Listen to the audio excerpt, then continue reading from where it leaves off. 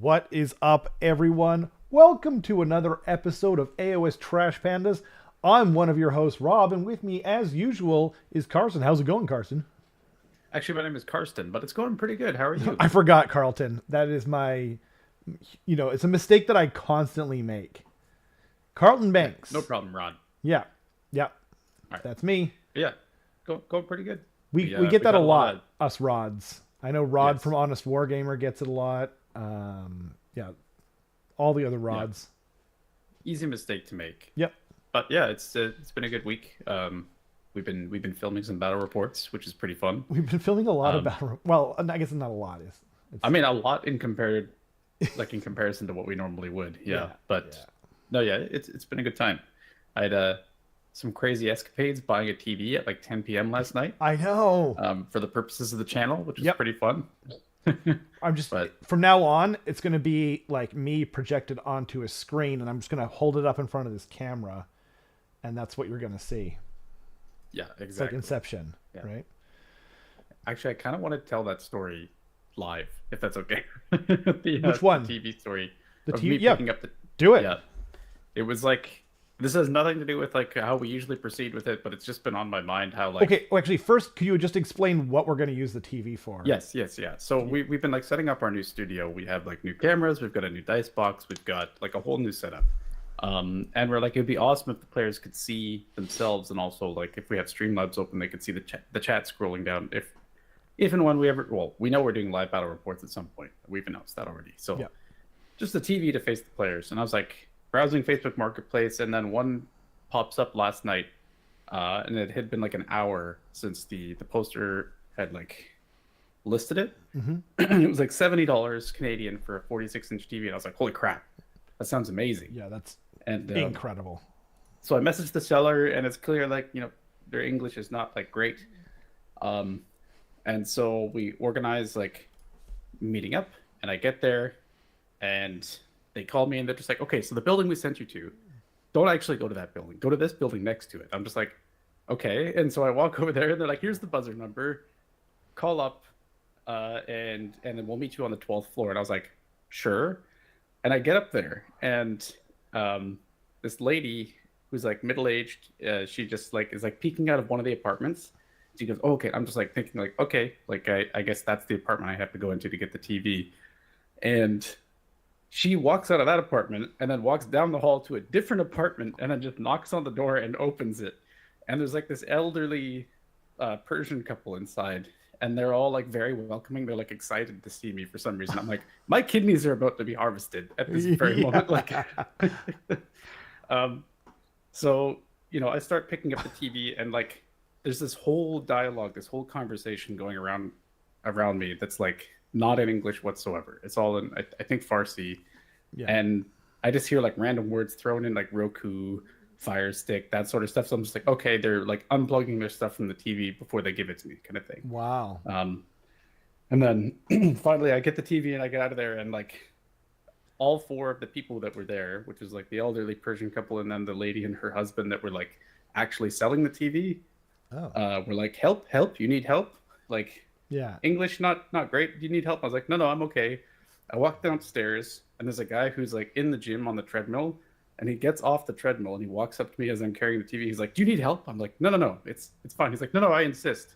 And he like budges past me, and then he like just presses the handicap like Yeah. door opening thing. I'm like, thanks, man. Like, like I thought he was gonna help me lift the TV. Yeah. Yeah. Yeah. And then I drive the TV home. I'm like pulling it out of my car, and there's a guy who's like carrying a baby on the street. And he sees me like pulling this TV out of the car, and he places his baby on the ground and says like, do you need help with that TV? I'm like, no, you should pick your baby up. It's just like the weirdest sequence of events that's happened to me in a very long time. And I just had to share it. And then I finally get home. And after all of these people have been asking me for help, I like look at my partner in the eyes, and she just goes, that looks heavy. And I just go, yeah. That's the perfect response too. Like that was the best way to end it, right? Yeah. Or if you said like, or if she said like, "Do you need help with that?" And you'd be like, "No," and you're like, "Okay, I wasn't gonna help anyway because I just wanted to know if you needed help." you know? Yeah. Oh shoot! No, that's amazing. Oh my god. So now we have a TV for the studio. I have a theory as to why. I wonder if they like didn't want to give their address because like they're worried about like being robbed or something like that. I think so. I think that also the way that I read the situation was that the people whose apartment I actually walked into were a little bit more like elderly. Yeah. Maybe they weren't, and they very clearly like spoke zero English whatsoever. Right. So I imagine it was like their neighbors that spoke their language were like just helping them out, like putting their stuff on Facebook Marketplace for them. And they're like, drive to here and you can park here, and then here is our building. But they didn't quite know how to convey that in English. I think that's probably what happened. Oh, that could be. That could be. I thought maybe they like, you know, because like I've definitely given. I don't think I've ever given my real address out because I don't want it out there. You know what I mean? So like I've always done it like through businesses and that kind of thing. So like the return address is actually a local business, and that way I don't need to, you know what I mean? Or you know, other things too. But yeah, it's that's wild. Wow. Okay, sorry. I guess we should talk about Age of Sigmar. Yeah, probably it's a good idea. Yeah. Wait, was there anything else about the TV before I? No. Okay. Or I thought there was actually. But anyway, okay. Let's go on to that. Okay, so no, the rumor engine's already up.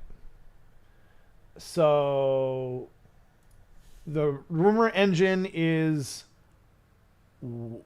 I think it's Seraphon.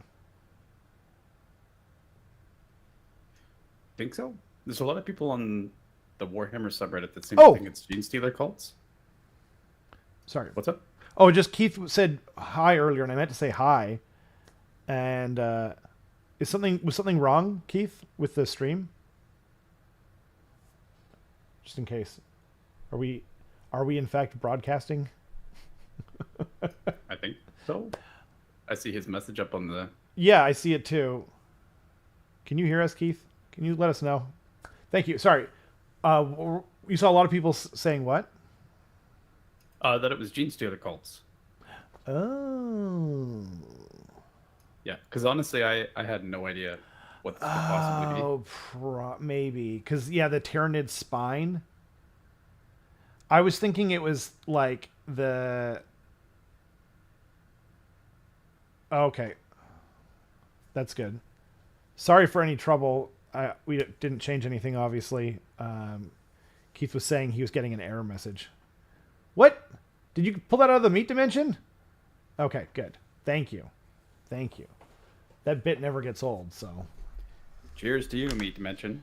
Out of the warp. Oh, it's just water. Oh, well.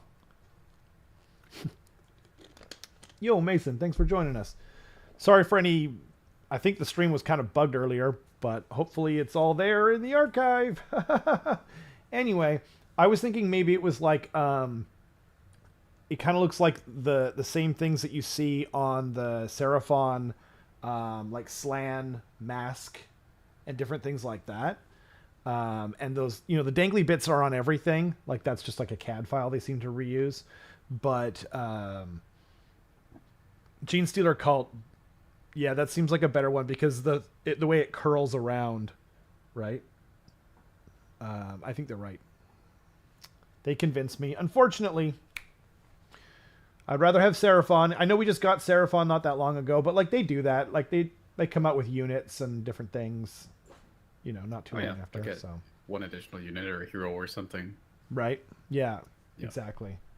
And I mean, like, you know, these could be a year in advance, these rumor engines, which isn't unlikely. And Gene Stealer Cult are getting, I think, a codex like in the near future, and they said with all the... And this is something that I hope we get for Age of Sigmar too, is when they came out with 10th edition for 40k, they said like every time we release a book, you're going to get new units, like plural, you know?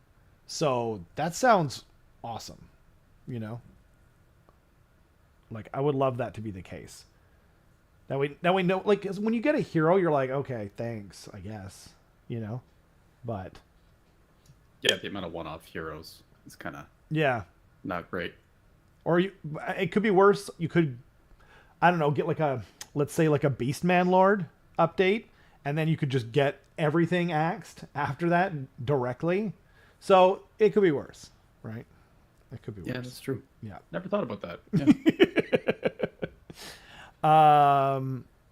So, you got the message as described picking up. Oh, weird. That's weird because I've definitely made it earlier than usual, to be honest. Oh, really? I'm sorry, everyone. I mean, I didn't change literally anything till now, so hopefully it's working. Need more rats. You always need more rats. That's true. Okay, so then moving right along. Are we done with this? I think so. I've been thrown for a loop now. I'm just like, I don't trust anything anymore. Okay. So then we've got the new Redeemer. Wait, what are they called? I forget what they're... The Ruination Chamber. Ruination. Is that what it was? Reclusian. Reclusian? Let's say Reclusian. It's like the Kardashians, only a little less violent. Yes. I don't know what that means. I actually never watched the Kardashians or whatever that show was called. But I think he's rad. I think these new models are dope. And yeah, I don't really have anything else to say about it. They just look kind of cool to me, you know? It does look super rad. I am going to potentially say something inflammatory, though, which is that I'm surprised. I personally haven't seen anyone like get upset about this, despite the all the sacrosanct stuff like being... and the nature of the internet, you mean? Yeah, exactly. Like, it's kind of surprising to like me personally. I'm like, oh, cool new models, sounds good. But yeah. I'm surprised to not see people like screaming about this. It's like how they just retired a bunch of models and they're bringing a new one, like this will be a new war scroll. It has to be. I see what you're saying. They're getting rid of like a whole chapter, and instead of replacing, they're also adding new models, which begs the question: you could have just replaced units wholesale and not added anything new, and then it would. That's a good point that I didn't think of. I'm glad that the internet didn't pick up on that. You know, or maybe the only people that picked up on it were sensible like you. I wouldn't call myself sensible, but my mustache begs otherwise. Exactly. Yeah, this is not the facial hair of a sensible man. But no, it's a little surprising, I guess. I mean, it's not surprising, but what I'm surprised by is the lack of response about it. Yeah, that is weird. It's almost concerning.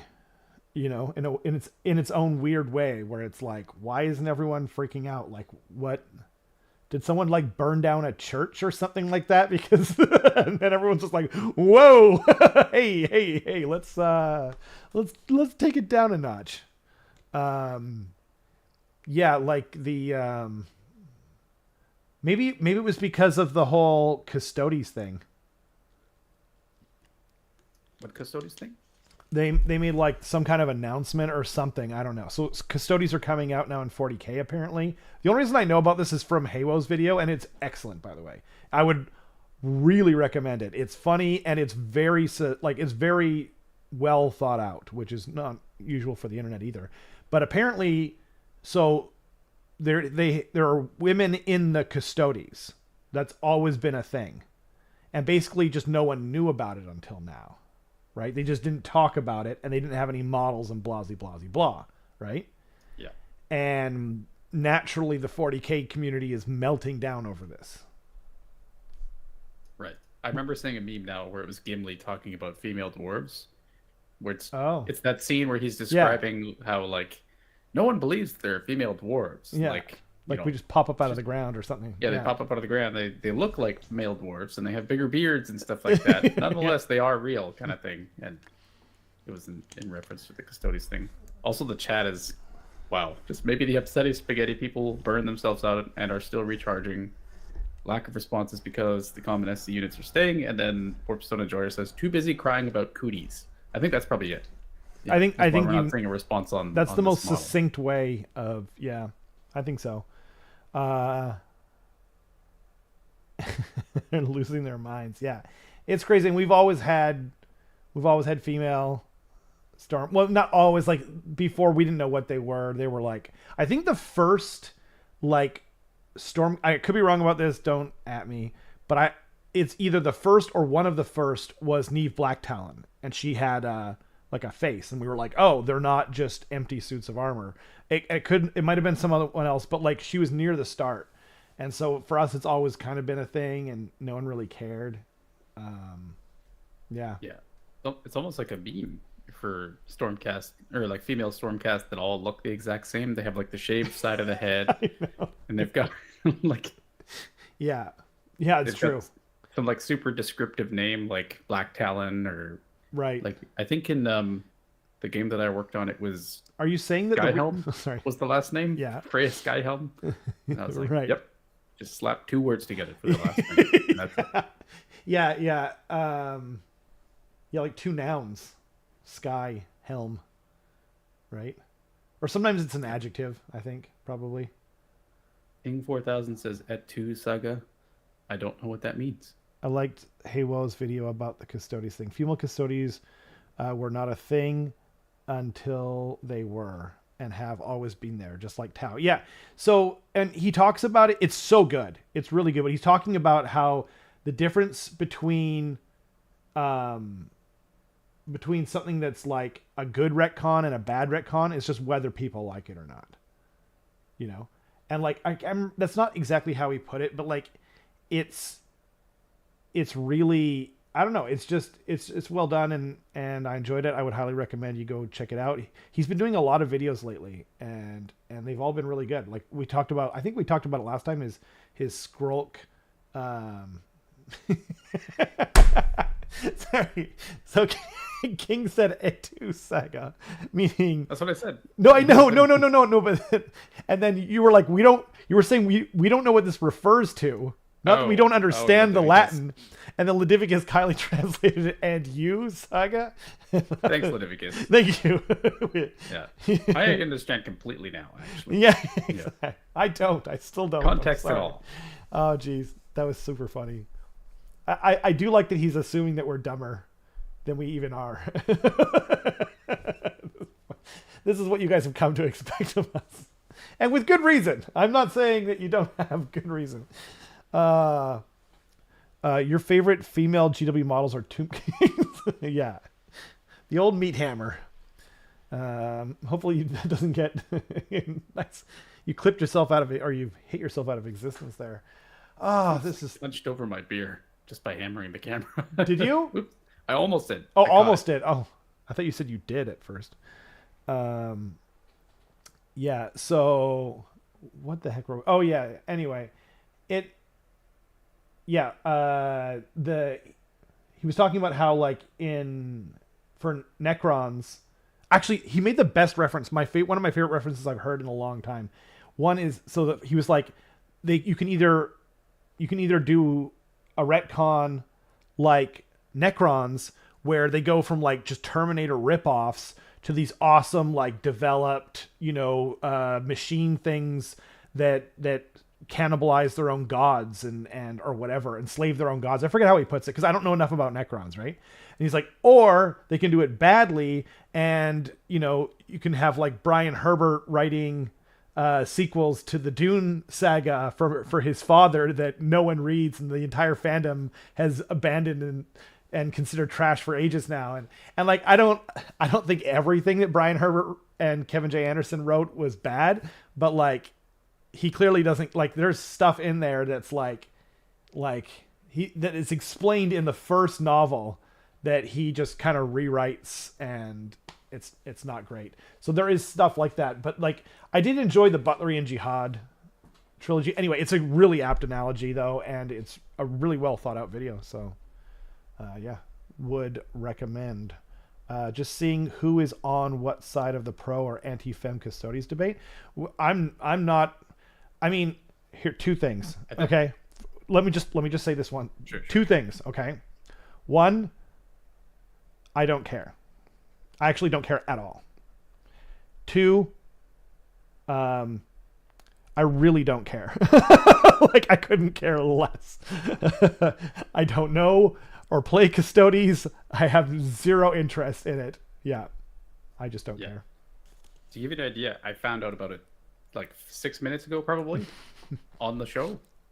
Yeah. I didn't know what that meme was referring to, the Gimli meme. Yeah, exactly. I didn't know about it either until I watched Haywo's video, because he's been popping up in my feed now that he's making proper content again.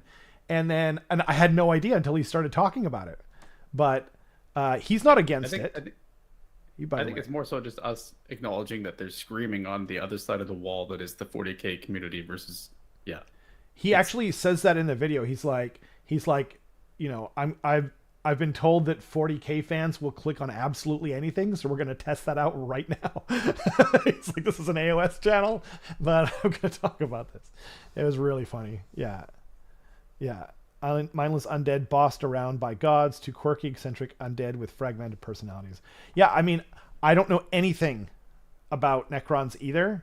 He even made a reference that Necrons have turned into some other sci-fi thing that I actually didn't know about. Like, I thought I was pretty well read in terms of sci-fi, but like, I was just like, I don't know what he's talking about, you know. But I don't watch everything. Like, I didn't watch Stargate or Babylon 5. Like, there's some stuff I missed out on, but yeah. There's always screaming there. We try to pretend to not hear it. Yeah. Speaking of screaming, he made another video that you'll have to like find, and our buddy Eric sent it to us, and it's about him going outside for the first time in like 6 days or something like that, and the police are outside of his apartment, and it is amazing. And I won't spoil anything. I'll try and remember to link it in the description. This is basically just a Haywo recommendation channel. It's kind of just been turned into that. Go watch this other channel. Yeah, how about that? Yeah, for real. Okay. Hot potato. Yeah. Maybe after we're done. Anyway, so they also have like these like old folk home like people that like help you, because they basically have dementia now and they've forgotten everything. So yeah, I don't know. This guy carries like a pot with his favorite perfume in it, and it reminds him of the good old days. Because like a Yankee candle that he's got in a pot. Yeah. So, hey buddy, remember these? Yeah, you remember these? Like because you know, scent is supposed to be the most closely linked sense with memory. Okay, what would be your scent if it was in there? I can have any scent. Yeah, a scent that like would make you again. They would make me again. Yeah, it's like a scent that's like you have a strong memory of that would bring you back to reality, kind of thing. Oh jeez. I can tell you the scent of purgatory, and I think it would be whenever you walk past the subway and you have that distinct bread smell, that subway bread. That would be like, if you wanted to confuse someone further, that's what you would put in there, I think. I think it would be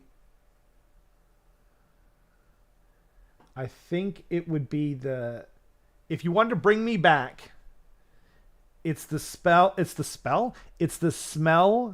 of Nongshim ramen. The spicy ramen. That would it's like my little fidget piece in my pocket, like in Inception. You know what I mean? It's like, oh, this isn't a dream. Unless I'm dreaming about that ramen. But then it's fine. I like that dream. Yeah. What about you? That's fair. It would also be food related for me. I feel like there's one of two things. You saying ramen made me want to pick my favorite ramen restaurant downtown is called Ramen Gojiro. And you can get like a really good spicy karage ramen from them that's just like it's my favorite ramen ever, and like the smell of that is very distinct. So that would bring me back to, and also the smell of like having recently cooked a pot roast, like that, or at least my recipe. It's like got a distinct smell to it as well. So that would bring me back to. I like it. Just carry a pot roast around in a thing. Just be like, here you go, buddy. Nice. Want some meat? I made a grilled sandwich last night, and my wife and I were watching like a program together, and she made that spicy ramen, right? And she asked me before she made it, she's like, do you want one? And I was like, no, I think I'm gonna like whatever, you know, like this bread needs to be used or whatever. So I grilled a sandwich or whatever in like a sandwich press, and then we came downstairs and we were about to put it on, and I smelled a ramen. I was like, God dang it, I wish I had the ramen now, right? And she's like, do you want a bite? And I was like, damn it, yes. So I gave her a bite of my sandwich, right, which was really good. And then I had some of the ramen. I was like, God dang it, I wish I had the ramen. And then I took a bite of my sandwich, and I was like, you know what? I'm actually happy with this, but it doesn't have the smell. It was still really freaking good. Yeah. So I love that the old folk home models carry toilet paper just in case. In case he pooped himself. God dang it. And you can tell it's like used. It's like they're recycling it too, right? Yeah. He's a crazy person. He scribbles notes in his poo. I could just see him with like a quill, you know, and he dips it in there like in an ink, what do you call him, an inkwell or whatever, and then he like touches it to his tongue, you know, make sure. Just holds up a bedpan and he dips it. Yeah. Dip, dip, dip. And he goes, and he starts writing.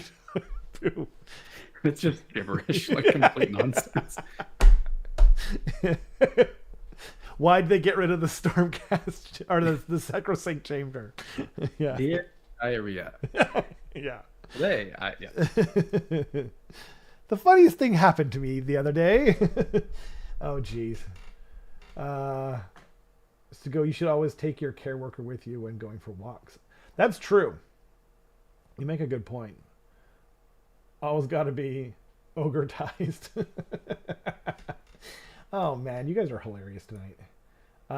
So we got this guy. This one, I just took my mom to the eye doctor today, and this guy is in the old folks home too. Obviously, they all are. We know that, right?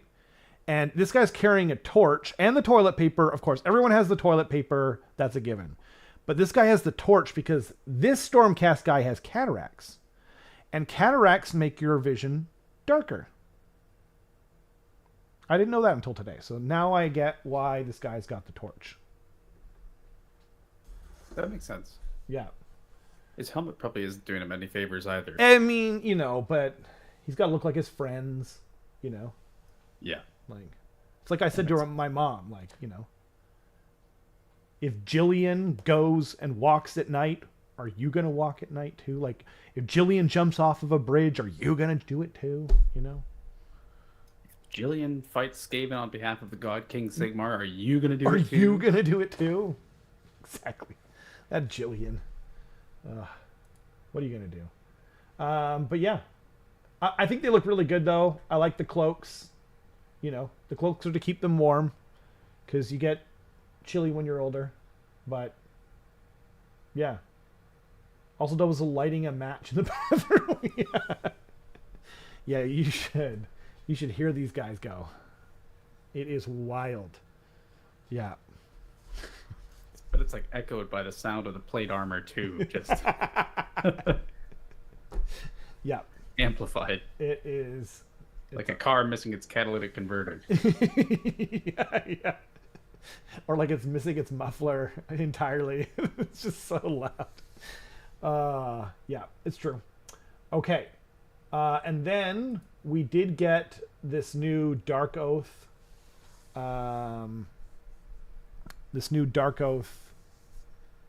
What do you call it? Like, they're showing the kits basically and how versatile they are. And I gotta say, I'm really impressed.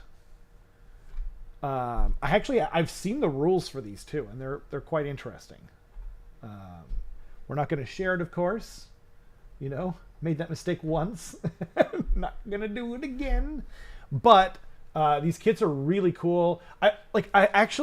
So the main thing I wanted to point out about this is that I hope they do this every time, because it's kind of the best of both worlds, where it's like you've got like the problem with the old kits was they weren't as dynamic and they weren't as like cool looking, basically, right? But the good thing about the old kits was there was a lot of versatility, and you can change them up a lot, and you can just like you could change where their arms were, and that would create more versatility as well. But now, like if you look at this one guy in there, he's got 3 different heads, right? And if that were the only thing, you'd be like, whoop de freaking do, right? But this guy has at least 2 different heads, and yeah, I mean they were just kind of showing, all the versatility that you can do with it, and I really hope that continues, because, like I have my thralls for IDK, and like I think you can like change out like 5 of their weapons, even though they're the same. And then it's slightly less with the archers. I think it's like 4 or 3. But either way, you want them to look different. Like even if it's subtle, like even if it's just like one little piece that like changes the shield from like this to like down here. You know what I mean? Like that can make it. And then if you change the heads out, then it looks like a different person. You don't have to go too crazy, but I hope this is the kind of direction they're heading in. That's what I'm trying to say. I think it is. And I think you can see the progression towards it with like, I saw it in the Slaves to Darkness Warriors models, where like you could change out all the shields, all the heads, and right. You could put whatever like halberd you wanted on. For instance, if you built it the halberd way or the ensorcelled weapons, like those could all change, and just by even swapping those things, it was like different enough. And if they're even doing it now so that it's like the position of the shield, like you're talking about, like yeah, that's much better. Right. Yeah. Yeah, I noticed that too. I remember like the old kits that you're talking about, how like you could pose them much more than you can now, obviously. But I remember me as a kid, I had the they were called Beastmen at the time, that just have like the flat arms against the flat torso, and I would just always have them just like both arms in the air, just like I'm gonna hit you with 2 arms at once, like just the silliest possible thing. And being honest, like it didn't look great most of the time. But like at least, I mean, I guess you were left to your own devices there, but like there was, I remember seeing, like, I don't remember who talked about it. This is ages ago. This is like 5-6 years ago. Someone was saying like, if you ever like look at a lot of people's armies from back in the day, even though you could do whatever you wanted, people just had the shield and the sword like this or whatever, and it was on all of them, right?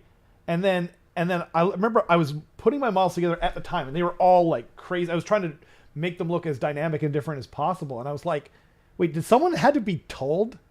You know what I mean? Like, and I don't mean obviously you were a kid at the time. Like that wasn't, a dig at you. Like I when I was a kid, I'm sure I did the exact same thing, right? There's no doubt. Like I did 0 customization on them at all. But as an adult, like, did someone have to be told? Because like apparently it's like a common thing. Like people don't. They're just like, okay, this goes here and this goes here. Okay, I'm set. But yeah. Maybe some people don't care, or maybe some people want them to look uniform.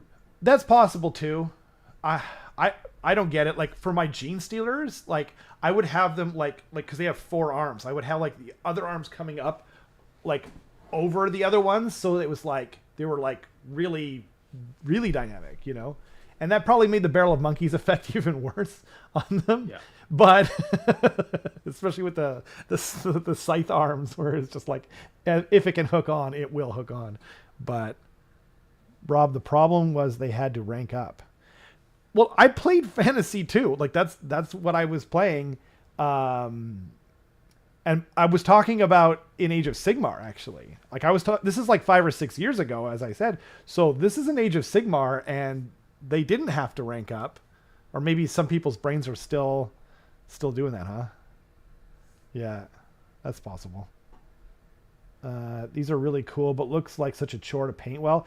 They are like, so that is something I've been seeing people complain about more and more, is like over designing things. I don't know. Like, I get it. I think that whether they're a pain to whether you consider them like over designed or not is like a twofold kind of issue. One, do you like the models? Two, do you like to paint? And if both of those things are correct, over designing isn't really an issue, right? But if you don't really like the models, then you're just like, oh, this is just adding to my thing. And it's the same thing for painting. But like, yeah, I can see it either way. Like the new clan rats to me are perfect though. I think the new clan rats are, mwah. So. Yeah, these definitely don't let themselves speed painting No. quite as well, but No, that's true. they're cool. But yeah, it always something. It is something that I keep in mind too when I'm like thinking about whether I want to buy a unit. Just like, do I want to paint 20 of these? Do I have to paint 20 of them? That's why. Arguably, that's another reason why I stuck with ogres too, where it's just like I have 6 in a unit maximum. Right. So that's about it. Yeah, that's true. They're very elite. Yeah, that's a good point.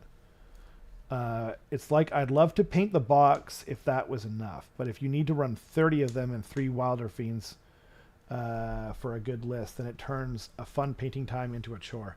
Yeah, I feel you. I don't disagree. I mean, it kind of depends on what it is, though, too. You know, for me lately, it's been more of a chore because, like, I have to fit painting time into these little spots wherever I can, just lacking the time. And I find that kind of stressful. Whereas before, back in the day, it's like, oh, I kind of feel like painting right now, and I could listen to an audiobook, and then I just go over and I'd chill. And I'd just go at my own pace, and it didn't really matter. So that's kind of, yeah.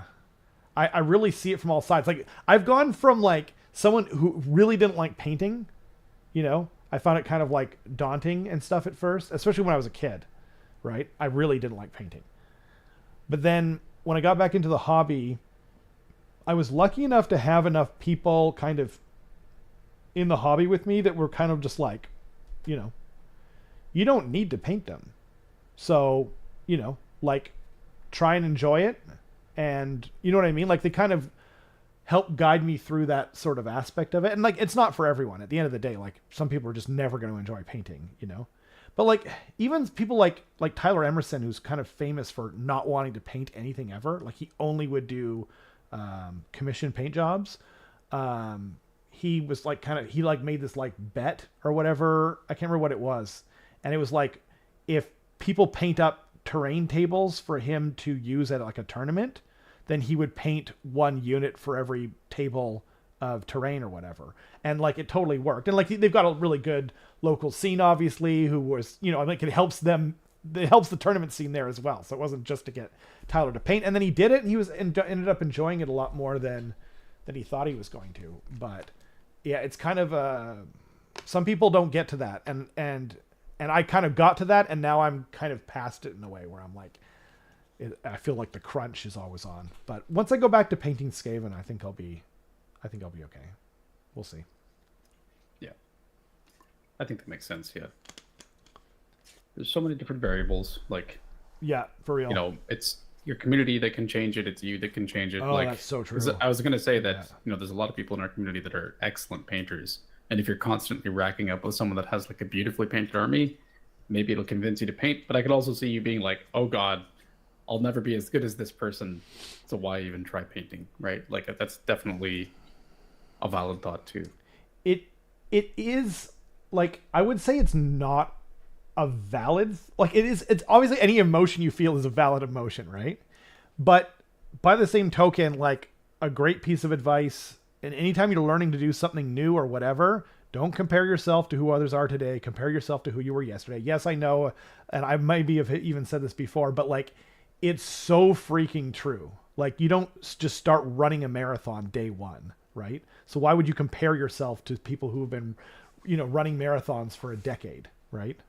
Like I remember when I didn't know Andy was into running, our buddy Andy, and I was running 10 kilometers in like 45, 50 minutes, which is pretty good, right?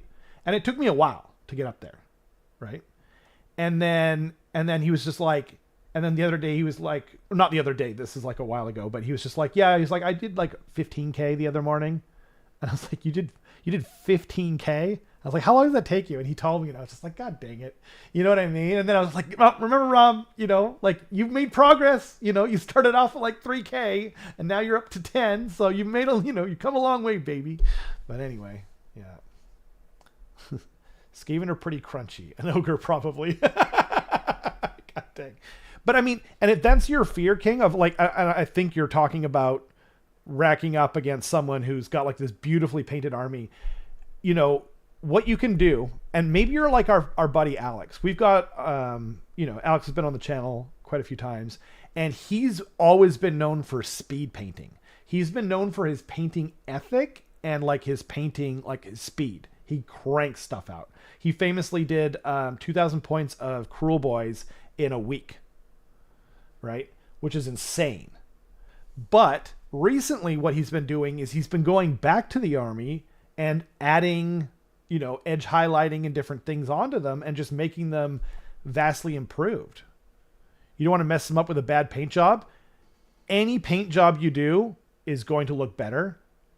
And if you're looking for a way of making things look very good with minimal effort and dare I say it, you know, skill, what's the Honest Wargamer thing called? Slap chop.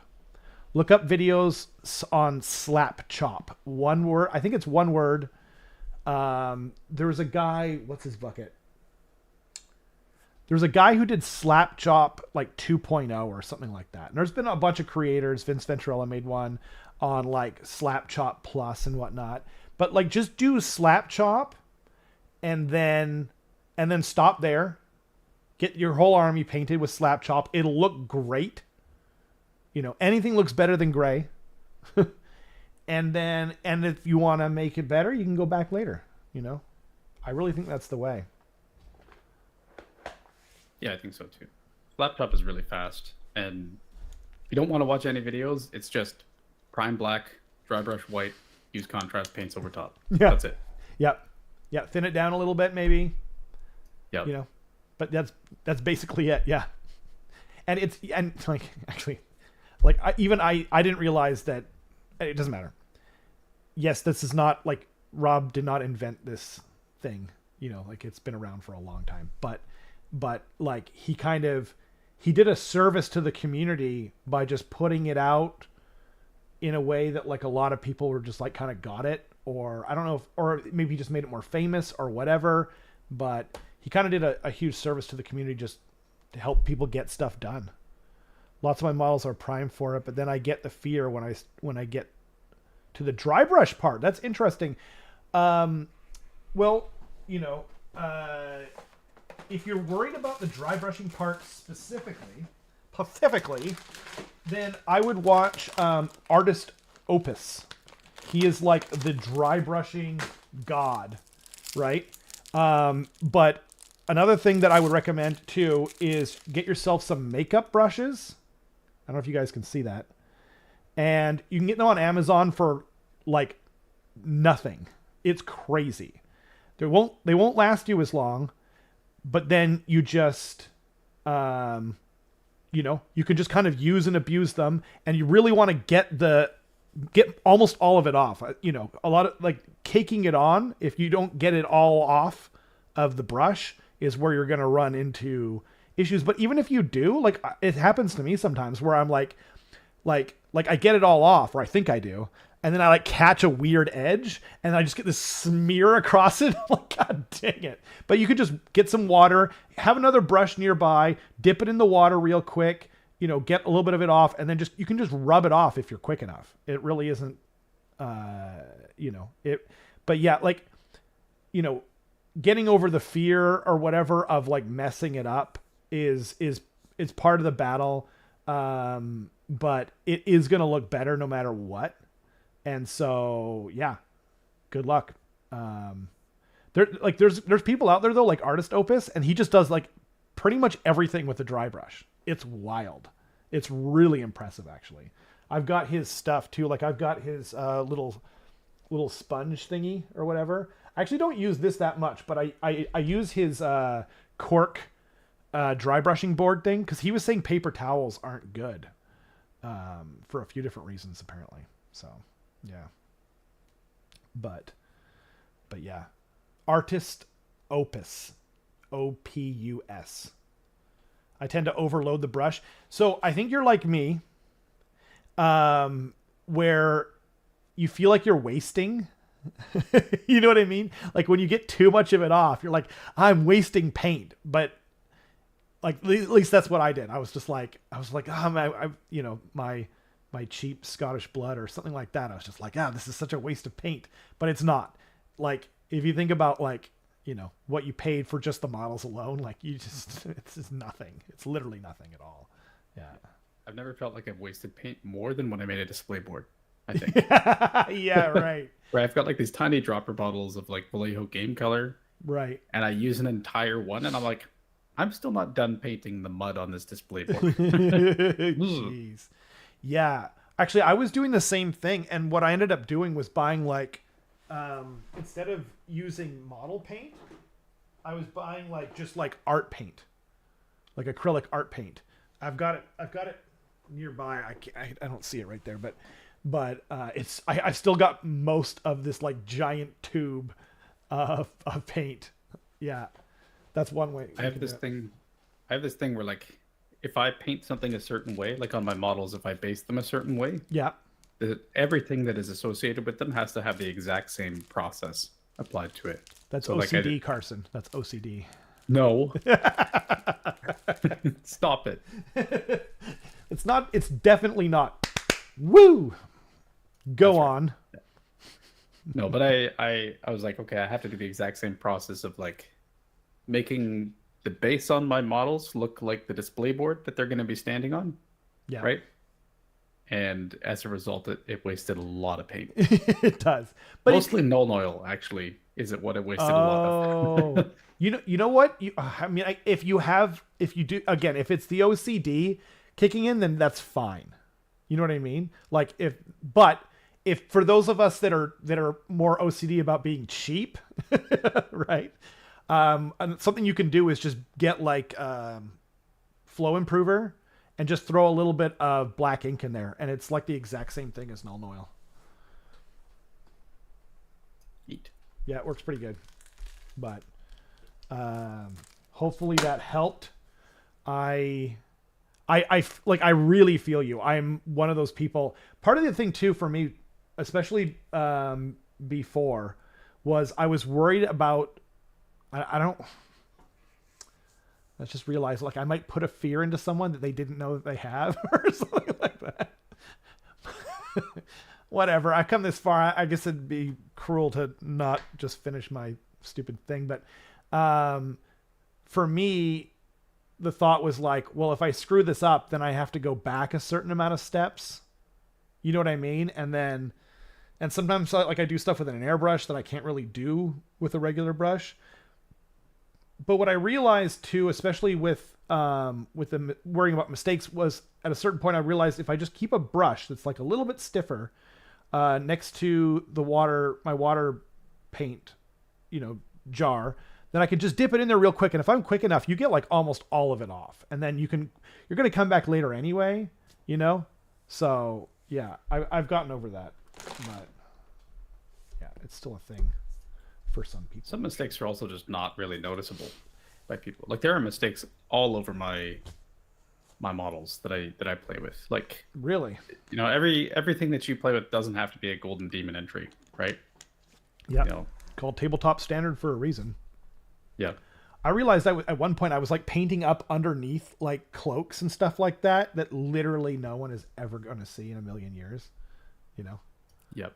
I've seen people like there's that little like herb box on Zenestra, Pontifex Zenestra, I think. I know, painting like her secret stash. Yeah, and then they like seal it up with glue, and I'm like, what?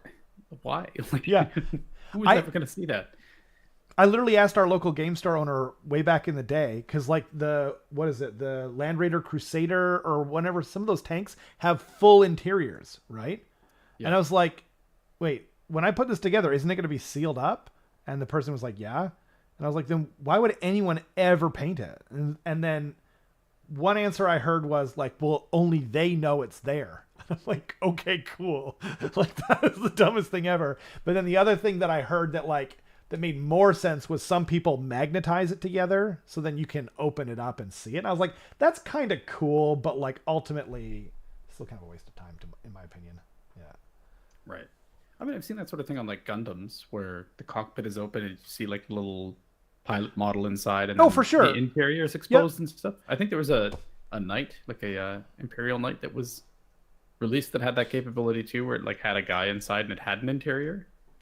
I remember the named character guy, the gray one, but I didn't think he had an interior, but I could be wrong. That would be cool though. What was I going to say? Oh, well, the black coach for Night Haunt. There's a coffin on the back of there, and I actually painted it. Like, that whole kit is actually a dream for sub-assemblies, but the coffin is not meant to be done like that. It's either meant to be open or closed, and then presumably when it's closed, you don't paint the inside. But what I did was I put some stuff around the edge. I painted it fully, the inside of the coffin, which has like a vampire in there, and then the lid I painted as well, and then I just glued it on an angle. So you can look in there, you can see the body, but I love the outside of the coffin. I think it looked dope. So I'm still kind of proud of that one, even though you can barely see the body inside. But yeah, Cult of Hidden Paint. It's a thing on Reddit. Huh? That sounds familiar, but that's wild. My OCD makes me organize the dishes before washing them. Hey, man, that might be more efficient. Like, I remember back in the day, I worked in a factory. You know, I won't bore everyone with the details, but organizing like the products, like we were putting stickers on them, you know, and organizing them first and then putting the stickers on was quite a bit quicker than getting out a package, putting the sticker on and going like that. So you might be saving time. I don't know. Man, we got off topic. So moving right along. So we got some AoS4 rules. I'm actually going to leave that open just so I can come back to it. Were there not Darkoath rules as well? There's a couple that were in the article. Oh, really? So because I got those leaks, I didn't... Don't worry about it. Don't worry about it.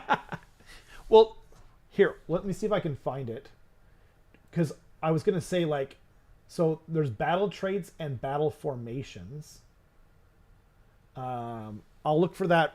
Maybe I'll just say real quick.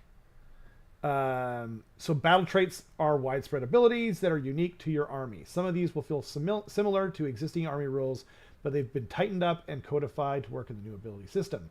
For instance, Stormcast Eternals have 4 different battle traits that apply in the army to the army as a whole. While heroic actions are gone, many of those ideas live on, and their finest hour continues to power up a Stormcast unit for a turn at a time. So I'm sad because, as Eric said, so Eric plays, he might have said this in the battle report. I don't think he did. I think he talked about it in between. But he was talking about, right? So that he was saying like their finest hour is such an awesome heroic action that we all have access to. And even though he plays Stormcast Eternals, he's really sad that it's not going to be in every army because it's really fun and cool. But it is fun and cool. However, I have a optimistic counterpoint to that, which Cool. is that I think that we're going to get a thematically approved version of Finest Hour for every army. Interesting. Because if you think about like Night Haunt, the Yeah. only reason why you would take Finest Hour is because you want +1 to wound, right? The save characteristic Right, thing doesn't right. matter. That's true. it's kinda Oh, useless. good point. Yeah. Yeah. And it would be cool if they had something that was just like, you know, add something to your ward roll, or like add something to your, like, we have no idea what the... That would be so freaking awesome. Yeah. Yeah. So like if it were Skaven, then they get like +4 to their retreat and they can still charge and they get +1 to their save. Whereas Night Haunt, it might be like +1 to wound and they get a 5-up ward instead of a 6-up ward or something like that. Yeah, ogres. You add 1 to your trampling charge rule for once per game kind of thing. Or Oh, rad! That's such an awesome idea. There's no way they did that. no, There's no way. no. I actually think that there could be something like that. There I could would like be. to see there more, because this is a. Is this a command ability, or is this just a break, like just a straight up ability? It's something that happens. I think it's like, well, let's see. It says once per turn, army, your hero phase, right? So, so this is just like, now this is probably going to replace, like this is part of their army-wide abilities, right? And as Eric pointed out, the funny thing that Eric pointed out was that every army's going to get 4 abilities, army-wide abilities, and 2 of Stormcast are the same thing. One is you can go up into the heavens, and the other thing is you can deploy from the heavens. It's just like, that's so funny. I didn't think about it. I didn't think about that they were using up like a 25% of their rules with the same rule. It made me laugh so hard. Yeah, that's rough. I did find the article for the Darkoath. The show where everything's made up and the stream titles don't matter. Well, no. Oh yeah, no, that was like, I mean, I guess wait, what is the stream title? I have to come up. Darkoath, ! Separate sentence, Keith. More AoS4 rules and news. I never promised you any Darkoath rules. Darkoath? I'm going to go with it. They're Darkoath from now on. In my mind, in my soul. I bet one of every death army will be 6-up ward. That's true. That's a good point, Mason. I disagree. What? Because wards are becoming not an ability; they're becoming a keyword. And Advantage Carson, Mason. What do you got to say now? Huh? You're just going to see Ward 6 on every war scroll for death. What's up? That might be true. That's true. Although, like, otherwise, why would they make an ability that's just like add this keyword to all units in your army? Like, that seems crazy. Instead of just adding the keyword to the war scroll. I don't know. I like this lively debate, though. I'm enjoying it very much. So we did get some Darkoath rules. I don't play this army, and it's been pretty busy this week. I'll find him in the street. Do you mean play Street Fighter, or he's got his bottle opener? Look out! That thing is dangerous and heavy. God help you if he throws it. It'll hurt me more than it hurts you. Rob, that's the problem. I've been taking my meds. Those things keep out the crazy thoughts. I don't like them. The men and women of the Darkoath take vows. They make to their patrons. That's on Patreon, and you can find our Patreon linked in the description below if you want to come and support us there. Very seriously, because they know that their gods do not watch idly and will return them for fulfilling oaths. Each Darkoath unit, apart from the gruesome Wilderfiend, has an oath on its war scroll. Complete the terms of this dark contract, and the unit will receive a boon for the rest of the game. The oath of the Marauder requires a unit of Darkoath Marauders to make a successful charge of 7+. That hyphen is not well placed. This is like plus minus, so like it just needs to make a charge. And it turns, and in turn it grants their weapons -1 rend for the rest of the battle. This kind of reminds me, like, I don't know, do you remember the Space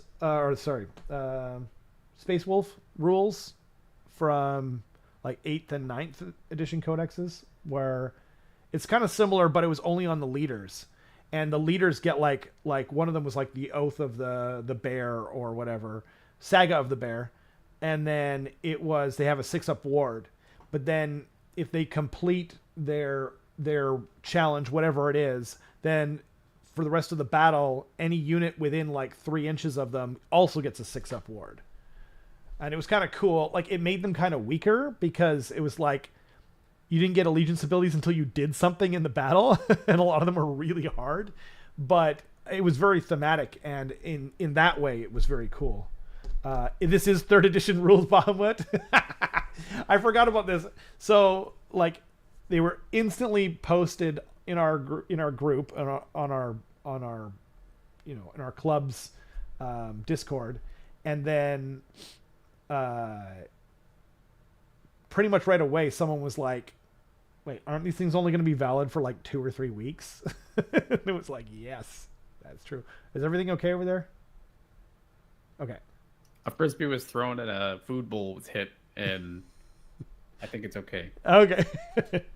Yeah, sorry. Oh man, that was funny though. You were just like, huh? But yeah, so this kind of reminds me of that.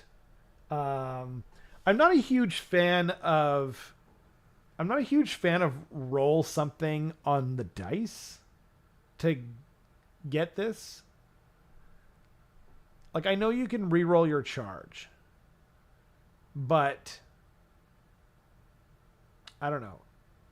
I don't think it's that thematic. And it's also just like, well, you could just not roll above a 7-up. Yeah. Feels so good. The same could be 7 said up. for the Skullfiend tribe in Blades of Corn. Right. Where you have to roll an 8+ to get strike first whenever you go in. But there could be ways around it where one of the things about the Skullfiend tribe is that you could issue a 3d6 charge with the Bloodthirster of Unfettered Fury. Right. So well, and not maybe only there's that, something similar that could happen. but the other thing though too is it's like strike first is a big freaking deal. -1 going from 0 rend to -1 rend is not as big a deal. You know what I mean? Like I don't play the army, but I feel like it could just be like, make your charge, you know, and then whatever it is, I don't know. They took the oath of the running really fast. Yeah, exactly. I vow to run real fast. Sounds like a kindergartner, you know. That is my oath. That is my creed. And then These we got are my special running shoes, yeah. And I vow that I shall run faster than Billy. I was gonna call them Nikes. Oh no! Here we go. These are my D-box, Darkoath Reeboks. I was gonna do with Nike, and I was like, nope. Thought ahead. Heard it in my brain. Wait, no, don't want that on the internet. So this one's Oath of the War Leader. If this unit was the first friendly unit picked to fight in the combat phase after it has fought, this unit fulfills its oath. Once this unit fulfills its oath, until the end of the battle, add 1 to wound rolls for attacks made with friendly melee weapons by friendly mortal Darkoath units while they are wholly within 12 inches of this unit. That's really, really good. You know? Yeah, it's really good, and it's also more interesting because instead of it being, do you randomly get a 7+, it's you have to actively make a choice to attack with this thing first, which means you might be sacrificing something else. You might be. It's also just kind of cool. I like weirdly. So the other one I think is too hard. I think this one's kind of too easy because you just make that choice. But I guess the counterpoint to that argument is like otherwise, like it's not really a choice because like I make this guy go first, and then when they strike back, they might kill the unit of Marauders, which traditionally don't have a very good save, and then they get wiped out. So but then they get +1 to wounds. So you're like, you know, you have to make that decision, right? But unless they have, you know, an ability that says like, when this unit fights, you can pick another unit of whatever, and then they immediately fights afterward, then it really isn't a decision. So, yeah. But we'll see. We'll see. They took the... Oh, sorry. I want to see the hero who took the oath of throwing it back. That's true. I want to see the hero that has the oath of be kind, please rewind. Right? Very important. Just like that movie. What was it? Be Kind, Rewind. Oh, is that what it? Oh, it was like a horror movie, right? I don't know. Okay, fair enough. I think it had Jack Black. Oh, Pretty sure. interesting. I don't Yeah. remember that. Anyway, I'm just killing the conversation. Anyway, let's go on forward. I don't know. So in battle, Wilder Fiends feed on flesh, gaining 1 sacrificial point for each model, 2 for each Darkoath that dies within 12 inches. They can use these to trigger a series of powerful abilities, hurling warping balefire at the enemy, conjuring a befuddling mind shroud that prevents enemy units from issuing or receiving commands, and more. So each time a model is slain within 12 inches, pick one of those units to receive a sacrifice point. If that slain model is a Darkoath, that receives 2 sacrifice. So basically, they're wording it this way so you can't put 2. You can't put 1 on each Wilder Fiend that's within range, right? Anyway, you already heard the earlier thing. Each unit with this ability can have a maximum of 6 sacrifice points at any one time. At the end of your hero phase, if this unit has 1 or more sacrifice points, you can say that it will bestow a dark blessing. Pick one of the following effects, roll a number of dice equal to the number of sacrifice points on this unit, then reset its sacrifice points to 0. Mind Shroud. For each 4 up, pick 1 enemy unit within 12 inches of this unit. Until the end of that turn, that unit cannot issue or receive commands. That's pretty good. So you roll the dice. It's not like you roll like for this unit nearby and then you're like 4 up, because that would be way worse. It's just if you like roll 6 dice and then for each 4 up you get to pick one. So you can like make sure it goes where you want it to go. And then they just don't get commands. Like that's huge. That's like really powerful. It is. It is worth noting that it's until the end of the turn. But that's true. Still really good. That's but it's still not like you're so good, right? Yeah, it's super good. Yeah. I also think the warping balefire is like kind of quite good too, because let's say you roll super hot. Here, I'll read it out for the people. Sure. Yeah. So for each 3 up, pick 1 enemy unit within 18 inches. You can pick the same unit multiple times. They specify that. That unit suffers 1 mortal wound. Models slain by this effect do not generate sacrifice points for obvious reasons. It would be unending, but yeah. Yeah, totally. But yeah, I think it's pretty good because like it's nice that you get to choose instead of being like, I'm gonna try to turn off commands for that unit, and you just don't roll any 4-ups, but you roll like 6 3s or something like that. Instead, you roll the dice and you pick one of the 2 effects, which is really nice per dice. Yeah. And it's 18 inches is a huge range where, that's well within probably where your enemy's support heroes are going to be. Yep. And it says nothing about. It's not a shooting attack. It also says nothing about visibility. That's true. It doesn't have to be visible. It could be like like your Git's hero that's like hiding behind a loon shrine, essentially. Right. And you can just go 6 mortal wounds. It's dead. That's your general. Like, just completely snipe it off the board, right? That's wild. That's a really good point. I feel like it almost might need an FAQ. Like, it seems almost too good. Because at 18 inches, like you said. And it depends on the context, for sure. Or actually, you know what, though? It's a 3-up. So even if you roll the max, which is 6, the odds are you only get 4. On average. It'd be enough to it's finish. It's not unlikely to roll 6 3-ups. But you also need 6. Like, you know what I mean? Like, it's kind of the FEC thing where it's like, you need to get those. I mean, it's actually way easier than getting NDP for freaking FEC, but still. Yeah, anyway, I think it's cool, Yeah. Obviously, it depends on how much this unit is. This is for the Wilderbeast or Wilderfiend. Wilderfiend, yeah. How many points it's going to be. And then also, like, is it on its own useful outside of the context of this ability? Like, there's a lot of things to balance for sure. So, yeah, it'll be interesting to see. But applicable for like a couple weeks, probably. Yep. So, although that is, and that was, like, as I said earlier, that was said in our group chat or group Discord. But like the thing that I would point out too is that, like, going into AoS4, they're probably not going to really change anything. Like, why would they? That's true.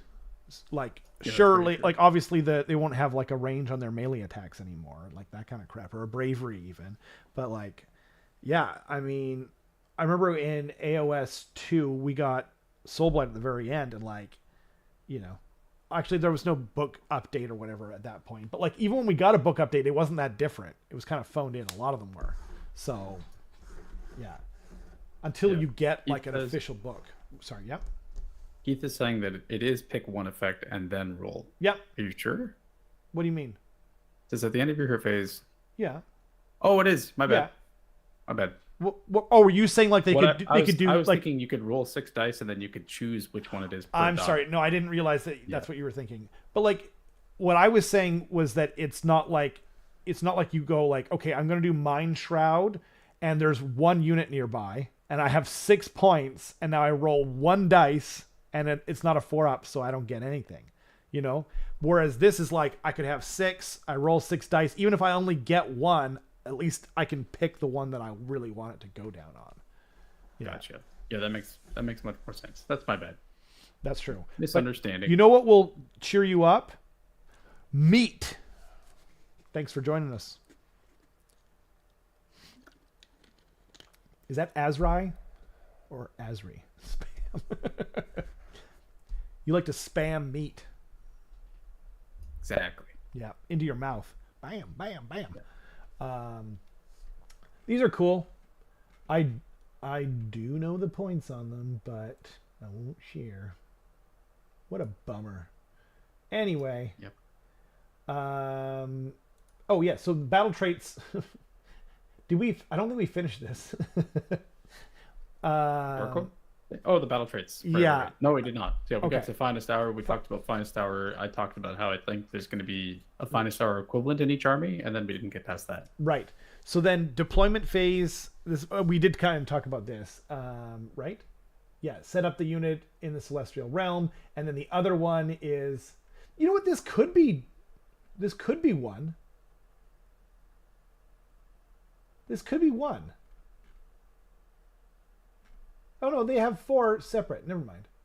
Eric might have been wrong because they have the Finest Hour, right? And then they've got deployment phase, and maybe I'm wrong. Like I didn't, I'm not sure, but like deployment phase, Celestial Realm, set them up in the whatever, and then in your movement phase, bring them down, right? So that's number 2. And then once per battle, your movement phase, Heaven's Sent. Declare a friendly, unique Stormcast Eternals infantry or cavalry unit that started the battle with 2 or more models and that has been destroyed. Effect set up a unit with half the number of models in that unit. That's number 3. Basically what they've had for a long time now. And then battle... Oh, this is battle formations. Okay, never mind. Eric was right. Yeah. Assuming there isn't a 4th one that they haven't shown us. That's true. That's also possible. I was actually going to say that until I was like, wait a minute. I think they're together. I just saw something below this. Blah, blah, blah. Yeah, I went off on a tangent. It happens. But I mean, they do show them together, which is kind of odd. Like it. Yeah. Yeah. Yeah, that is weird. Or maybe they all will be like that. Maybe they'll all be like a 2-parter and 2 other ones. Yeah, possibly. You know, it's also possible that's just the index as well, where it's just hyper simplified. Right. Yeah, exactly. That's true. I mean, like Stormcast and Skaven, whatever they are, they almost don't matter. You're gonna enjoy them for a couple of months, and then we're gonna get the full release. So yeah, or a few months. It'll matter to me. I'm probably going to a couple tournaments where like it won't matter to you. On index. You're not playing Stormcast. You're not playing Skaven. I'll probably play against them though.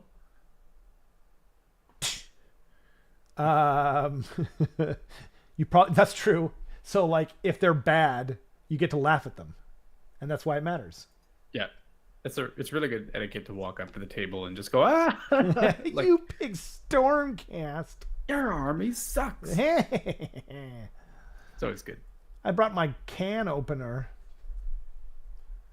and my rat spice. You can always get people's attention by walking into a room and shouting meat or eyeballs. That's true. That's true.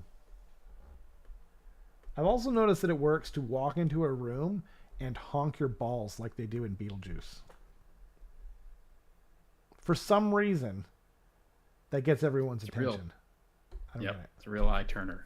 It is. It's like people haven't even seen that before, you know? I feel like SCE players won't mind. We're used to having less battle traits. Also, just like it's like kind of the double-edged sword of being at the start of an edition.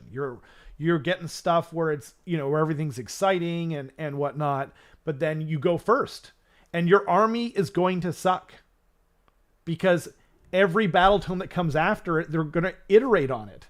Like I've said this for so long. I said, I think Skaven are coming in AoS4 and they're going to suck. Like almost right away, because happens every time. Necrons sucked in 9th until the very end of the edition. Tyranids are not great in 10th. It happens literally every time. Cruel Boys were trash. Stormcast were trash in 3rd. Night Hunt were trash in 2nd. Like, do I need to go on? It happens every single time. But I was like, I still want the Skaven to be in the release of the edition because you get more models that way. You get more new models, and the models last forever, and the rules are extremely temporary. Anyway, they split them up on purpose. The big chance in function is that it is now units in reserve instead of a number of SCE units on the battlefield. Things like Celestant Prime or mission rules that put. Or rules that put. Oh, units in reserve will not. It's just like, I was trying to figure out like why that sentence ended that way. I didn't notice that there was more. Units in reserve will not interact with it in a bad way anymore. Yeah, that's a good point. They have that kind of thing with FEC a little bit too. I used to play a lot of SCE, but I had 7,500 points of painted SCE get squatted. So awkward. Yeah, 7,500 points. God dang, that is a lot of painted Stormcast to get squatted. I'm sorry to hear that, but you could also, like, you really can use your Sacrosanct guys as liberators once, in 2025. You can totally do that, right? They count as, to just use them as proxies. Although, like, you're never going to need as many proxies as you clearly have, but maybe you could just make it thematic or something. I don't know. Asri, are you getting the new box of for 4th edition? I'm just curious, and this, I'm not trying to bait you. I'm not trying to be a dick. I'm just really curious because, like I have a friend who loves Stormcast. He is like basically, Celestant Prime himself. Always, like, it's his favorite army by far. He has a bunch of them, and he's still buying one of the new boxes. So I'm just curious. I still have about 7,000 points painted that didn't get squatted. Unfortunately, I have nothing to proxy the squatted ones. I don't think I've ever had 14,000 points of anything painted. That's crazy. That's a lot. Yeah. Wow. I'm got to be close for Skaven, I think. But not all of them are painted, like, good enough to be on the channel, but it's got to be getting up there. Yeah, but I think I agree. I don't think I've ever... If I don't have it for Skaven, I certainly don't have it. That's... Yeah. I have like, I don't know, like 1,500 points in Vermin Lords. Although one of them's not fully done. Anyway, so then we have battle formations, and basically this is, I think I remembered to call this in our predictions thing, but battle formations are basically like what they have in 40k right now, and obviously it's not very hard to predict something when, they clearly iterate off each other, but each faction pack, the decks of cards released alongside the new edition, contains 4 battle formations, so you can lean into particular strategies and experiment with new army options from the start.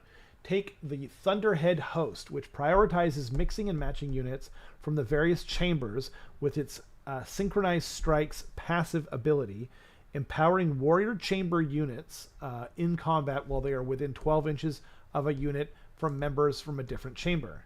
That gets a little convoluted. Like, I understand what they're saying, and I just think they could have made it a little bit simpler in its wording. But anyway, Synchronized Strikes. Effect. Add 1 to hit rolls for combat attacks made by friendly warrior chamber units while they are wholly within 12 inches of any friendly non hero Stormcast Eternals units that do not have the Warrior Chamber keyword. So but this only adds 1 to hit rolls if you for the Warrior Chamber guys though, not for like the other guys. So you're only getting like what? You're only getting the units buffed. Like what you could do theoretically is you could have just like 1 unit that's buffing all the warrior units nearby. But the problem is if they kill that 1 unit, then you lose your buff and your whole subfaction. And then the other side of it is like, well, if you take a bunch, and you're probably going to have to because you're going to be filling out these mini formations with the new list building, right? Then it's like half your army doesn't get it anyway. So what do you think about that? I think it depends on like what does and doesn't get the Warrior Chamber keyword. Just because they could set it up in such a way that the things that don't have the Warrior Chamber keyword act as support units already. Right. And you kind of have like a certain quota to fill for like support unit to hammer unit essentially. Yep. And that kind of like works well with this, where it's like something that you're already doing is being rewarded with +1 to hit on your hammers. Yep. I agree. So, like Aether Wings are something that right now is like a support kind of thing. So yeah. So there's it really depends. But I think it's a neat idea, right? That they're saying like you have to bring these 2 things. Mm-hmm. You can't just spam 1 thing, because I think that's kind of one problem they have with current subfactions is like take Quicksilver Dead for instance, where it's just like Dreadsight Harridans. You don't get ward saves against them. It's like cool. I'm going to bring 80 Dreadsight Harridans. How about that? Does that sound like fun? Like, and it's and like it gets to be a lot, right? Most of us don't want to play spam. Like no, like Fuithin, like the only point of taking Fuithin is if you like sharks. And then it's like, okay, well, I want to have some sharks, but I don't want to have all sharks. Like I remember I brought sharks, like I brought all my painted sharks in a Fuithin battle report, and someone literally commented, "There's no point if you're only going to bring a couple of sharks." And I was like, okay, well, so I just don't play Fuithin until I paint more sharks, or what? Like, I mean, IDK, their subfactions are particularly bad. I did notice, Asri said, boo to getting rid of subfactions. What do you think about getting rid of subfactions, Carson? You making me the villain tonight? Is that what this is? Do you want me to do my take first? No, I can do mine. I think I understand both sides, and that's a really boring answer. But I think that you diplomat piece of crap. I think that the subfactions of old were too much. Where it's just like if you're gonna lock into being like this thematic subfaction, you like have to take this command trait, and you have to take this artifact. And that was too much, I think. Where it's just like, well, I want to be able to mix and match and create something that's my own, right? Right now, subfactions are like generic enough where they're not really tied to the identity of what the subfaction is, I think. And I think what they're doing with this is basically saying like we're removing the concept of like how an army behaves from what, like if they're Hammers of Sigmar or Hallowed Knights or something like that, right? How they're painted, essentially. Yeah, and I get that. But I also get, maybe some people just really like certain subfactions and they like having those rules written for them and they can be represented in rules, right? Right. That's totally fair. So I'm lukewarm on it, I think. I don't really feel strongly one way or the other. So you're a piece of crap for sitting on that fence. I just want to establish that. But I actually think you're right. I kind of agree. Like, and Keith kind of said it too. Like, I like the subfactions change, to be honest. It's the same as 40k. They are still themed to an old faction, but not as restrictive, which is nice. Yeah, it's kind of because like to take what's going on with Flesh Eater Courts, right? It's like, okay, my favorite model in the whole, one of my favorite models that they've ever made is Usharan. I absolutely think that model is perfection, right? But he's in a subfaction that encourages you to take these gals, the Crypt Horrors, right? And I don't like the crypt horrors. I ended up making something that I liked through doing a conversion. Like I made this silly like America's Next Top Model kind of, takeoff or whatever, like parody sort of thing. But I wanted to bring Usharan, but I also wanted to do like gristle gore and like blister skin kind of stuff. And it was like, well, I can't do that. And like Usharan's rules don't have any effect on himself in any of the subfactions anyway. So it was kind of dumb. And then people were like, well, but like, it says that it doesn't matter whether you're blister skin and the blister skin priest thing. And like, it was just ended up being this huge, big mess. Whereas this new system will actually solve that. Now, you could make the counter argument that they could just do subfactions better. They like Fuithin didn't need to have anything to do with sharks. It didn't back in the day. It just had to do with like having aggressive mounts, which was better, So it's like, well, you could just make them better. Like they didn't need to be restrictive in terms of what they took. It was just kind of the old way. It was like the old like sort of system that they created. You know what I mean? Especially for third, where it was like, okay, well, which model or group of models does this subfaction use? You know what I mean? And it was kind of bad. I think it was kind of stupid. And then like, it won't stop you from doing spamless if you want. Like if you just like I really liked doing eels back in AoS1. And there was no subfaction that was, like Fuithin got stuff for mounts, but it wasn't like you were shoehorned into it. You know what I mean? And so, yeah, I'm hoping that that's kind of the way they go now. I like the change overall, but yeah, I don't feel super strong. Yeah. In general, yeah, like playing keyword bingo, especially in regards to subfactions, is not really fun. No. And I don't enjoy that in list building. Even like with the current state of ogres, like I don't like how they've split up like Gutbusters and Beastclaw Raiders, right? Like it's like why do we and ogres is one of like the least affected by that. I would say the most would probably be Orc War Clans, where you have like basically 3 books in one, where like there's all these like weird special clauses that you have to keep in mind when you play the army a certain way, and it's like, why does it have to be this way instead of writing it a little more generically to allow the player to do what they want. I would argue that the Maw Pit is one of the worst examples of that, where it's like so keyword dependent on whether you even want to take the damn thing. Yeah. But yep. Yeah, it's actively hurting you. Yeah, if you take anything that's not Gutbusters. Although, can you stomp your own faction terrain? I think so. So, like, couldn't you theoretically, like, use that, like, in the weird... Because, like, you can't normally kill your own models, but you could, like, maybe use that as, like, a weird... Some offshoot chance that, like, you're like, oh, I need this model to die. Or something. Right. Like, I can't think of an example where that would work for ogres, but, like, I remember back in AoS2, when they originally got, like a White Dwarf... battle tactics, one of them was like send in a unit and have it die, basically. All right, I'm thinking of an example. Okay, it's your opponent so it's turn 5, you've scored all of your points, and your opponent, if they score their battle tactic, they win the game. If they don't score their battle tactic, they don't win the game, and you have one model left, which is a Stonehorn or Thunder Tusk or something.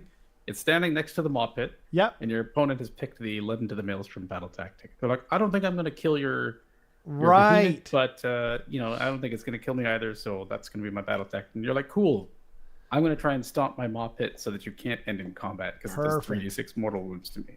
Or that's the example I can think of. Yeah, or even the one where it's like, if your general was the Stonehorn and it killed a unit, and so they were trying to get reprisal, and you could have it die before it even got there. Although that might make it easier if you don't suffer enough mortal wounds.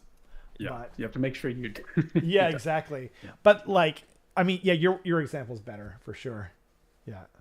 Led into the Maelstrom or Bait and Trap or whatever it's called. If there's no model to charge, then you can't do it. Or if you're like stuck, butt deep in your own deployment, and you're trying to get, what's it called? Intimidate the invaders at the end there.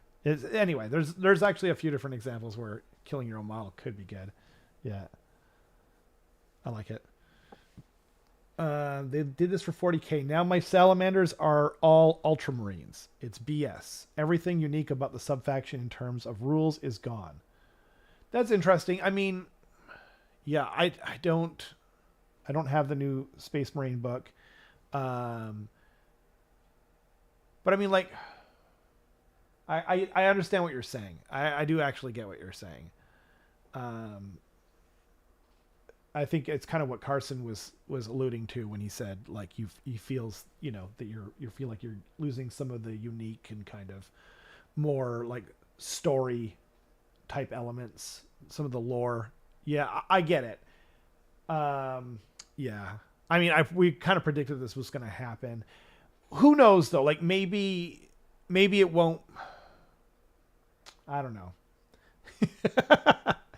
I don't know what to say to that. I mean, other than like, I think for some armies it's going to be way better, like IDK for like in the, you know, the examples we already kind of gave. But I get it. That does suck. I'm sorry to, you know, hear that you feel like you've lost some of your flavor.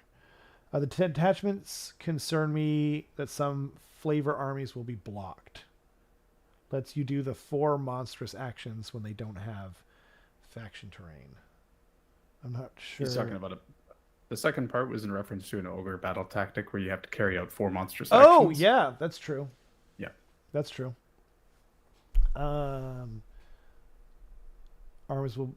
Some flavor armies will be blocked. I don't think they're going to like, what does that mean though? Like, what is a flavor army? Like, if I make like an ice-based, you know, frozen Skaven army, or no, that's a bad example. Let's say FEC army, although like I do have that.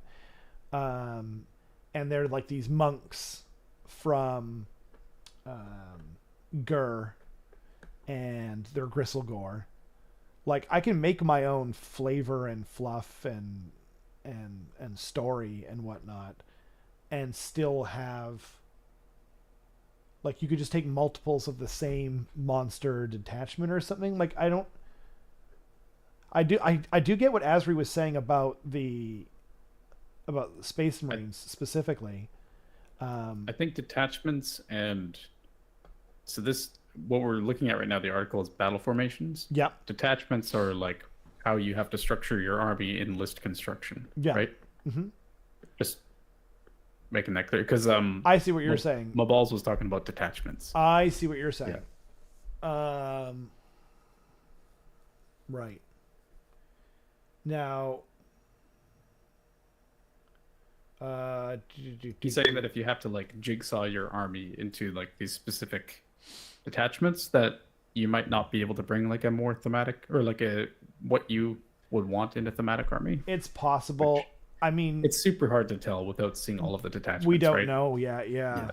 I'm inclined to give them the benefit of the doubt. I do like the way they did it with the Tyranid book. Like there's like a bunch of different like sneaky units, and they have, you know, like that keyword. It's actually more like ogres, where it's like this group of units has this keyword. This other group of units has this other keyword, like Termagants, and all them have like endless swarms or whatever. And then you can base your whatever they're called, detachments or whatever, off of that. But yeah, we won't know until we actually see it. And I can bring the Tyranid book if we want. It's like in the other room. If we want to get it like an example, you know, because like that's probably what it's going to end up being like, right? But yeah, if you guys want, I can bring that out. That good old time when someone in your gaming group pointed out that ward rolls are optional too, are optional. Yeah, man, we've all had like that experience about that.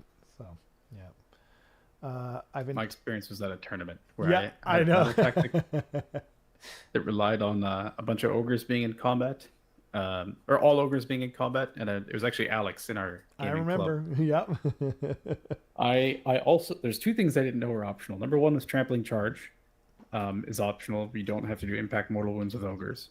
And number two, and this was like a year ago, I didn't know that. And then number two, I didn't know that ward rolls were optional. So he's like, okay, cool.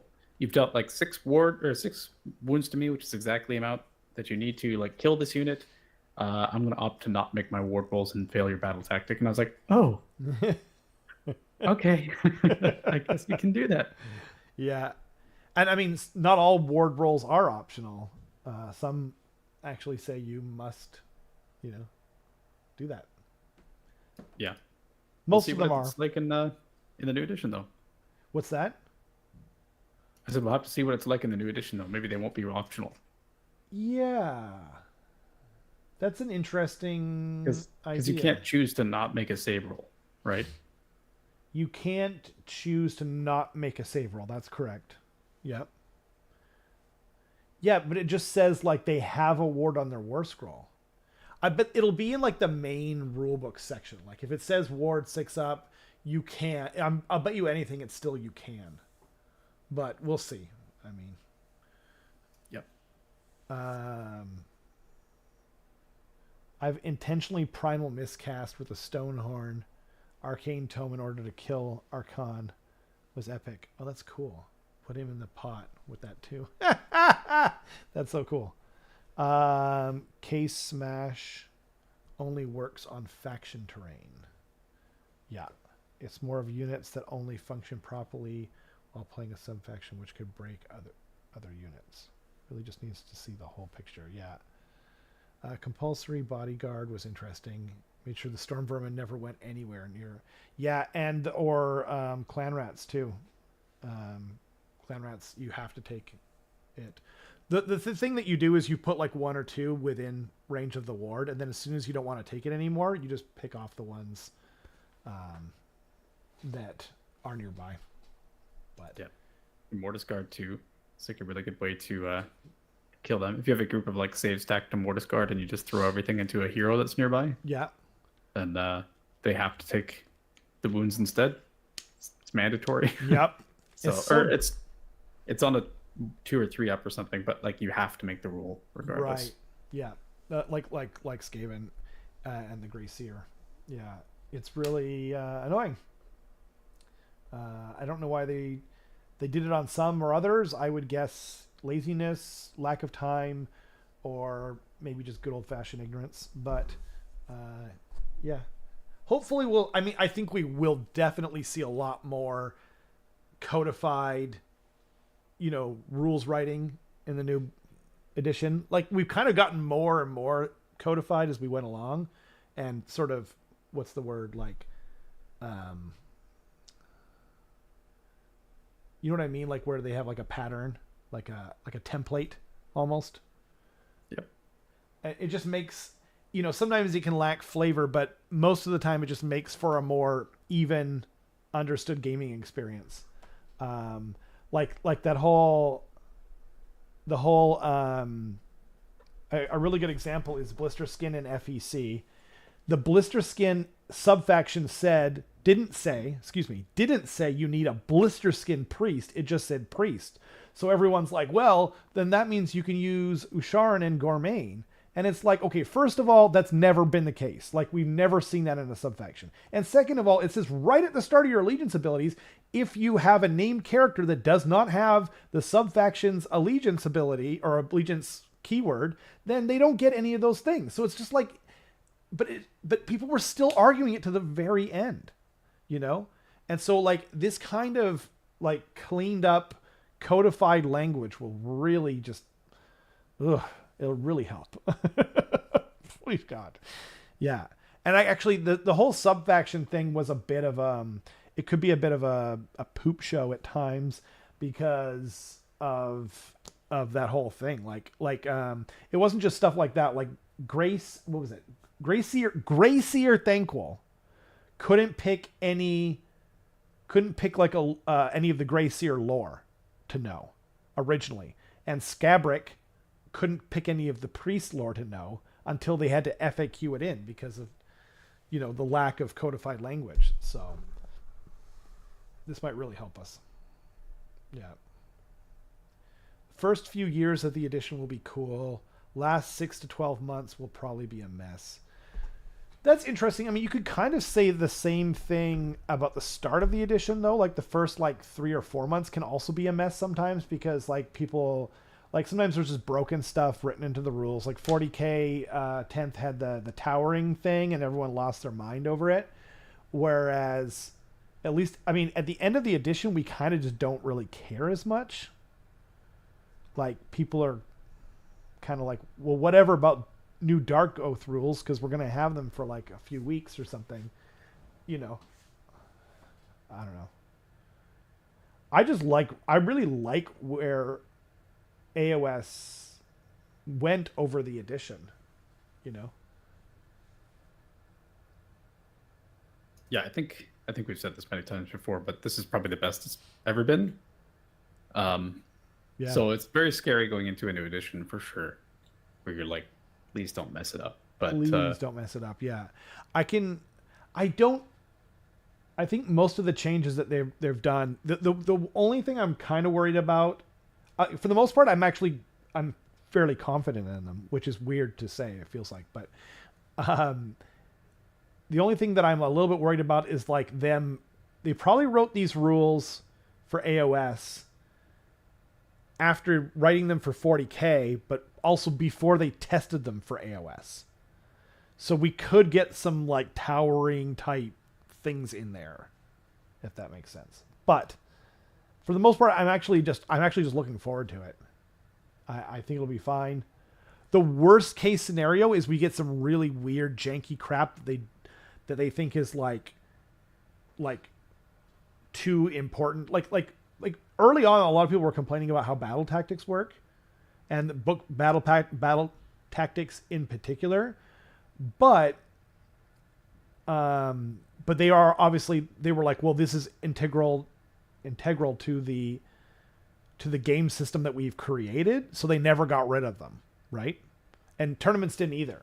And from the beginning, people were like, oh, well, the tournaments can just say that they don't use them. And some did. Obviously, some did. But most of them, like at least 95% of them, did not do that, right?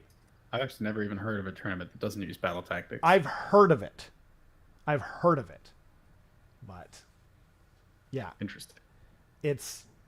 And you play in more tournaments than I do. And I couldn't even tell you which one. I know there was a tournament in the U.S. specifically that wasn't doing it. I don't think it was huge. Was it Tyler's? I shouldn't say that. I'm not sure. But, yeah. Might have been Tyler Emerson's. But having said that,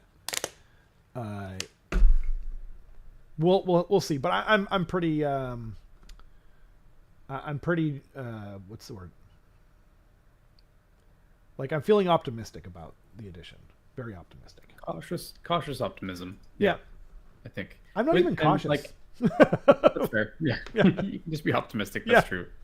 Yeah, for me, it's just like I don't really have a choice other than to just kind of like, say it's out of my hands. Right. I can't really make a true judgment until we have the entire context of the rules. Right. What I've seen so far, I do like, and I think that it's like not wildly different. I think that it's just like kind of what you're saying, like more codifying things, like making it so that just like this explicitly is this thing, and now you can share it among all of your war schools, right? Which is kind of nice. But yeah, and the new command abilities and stuff are kind of cool.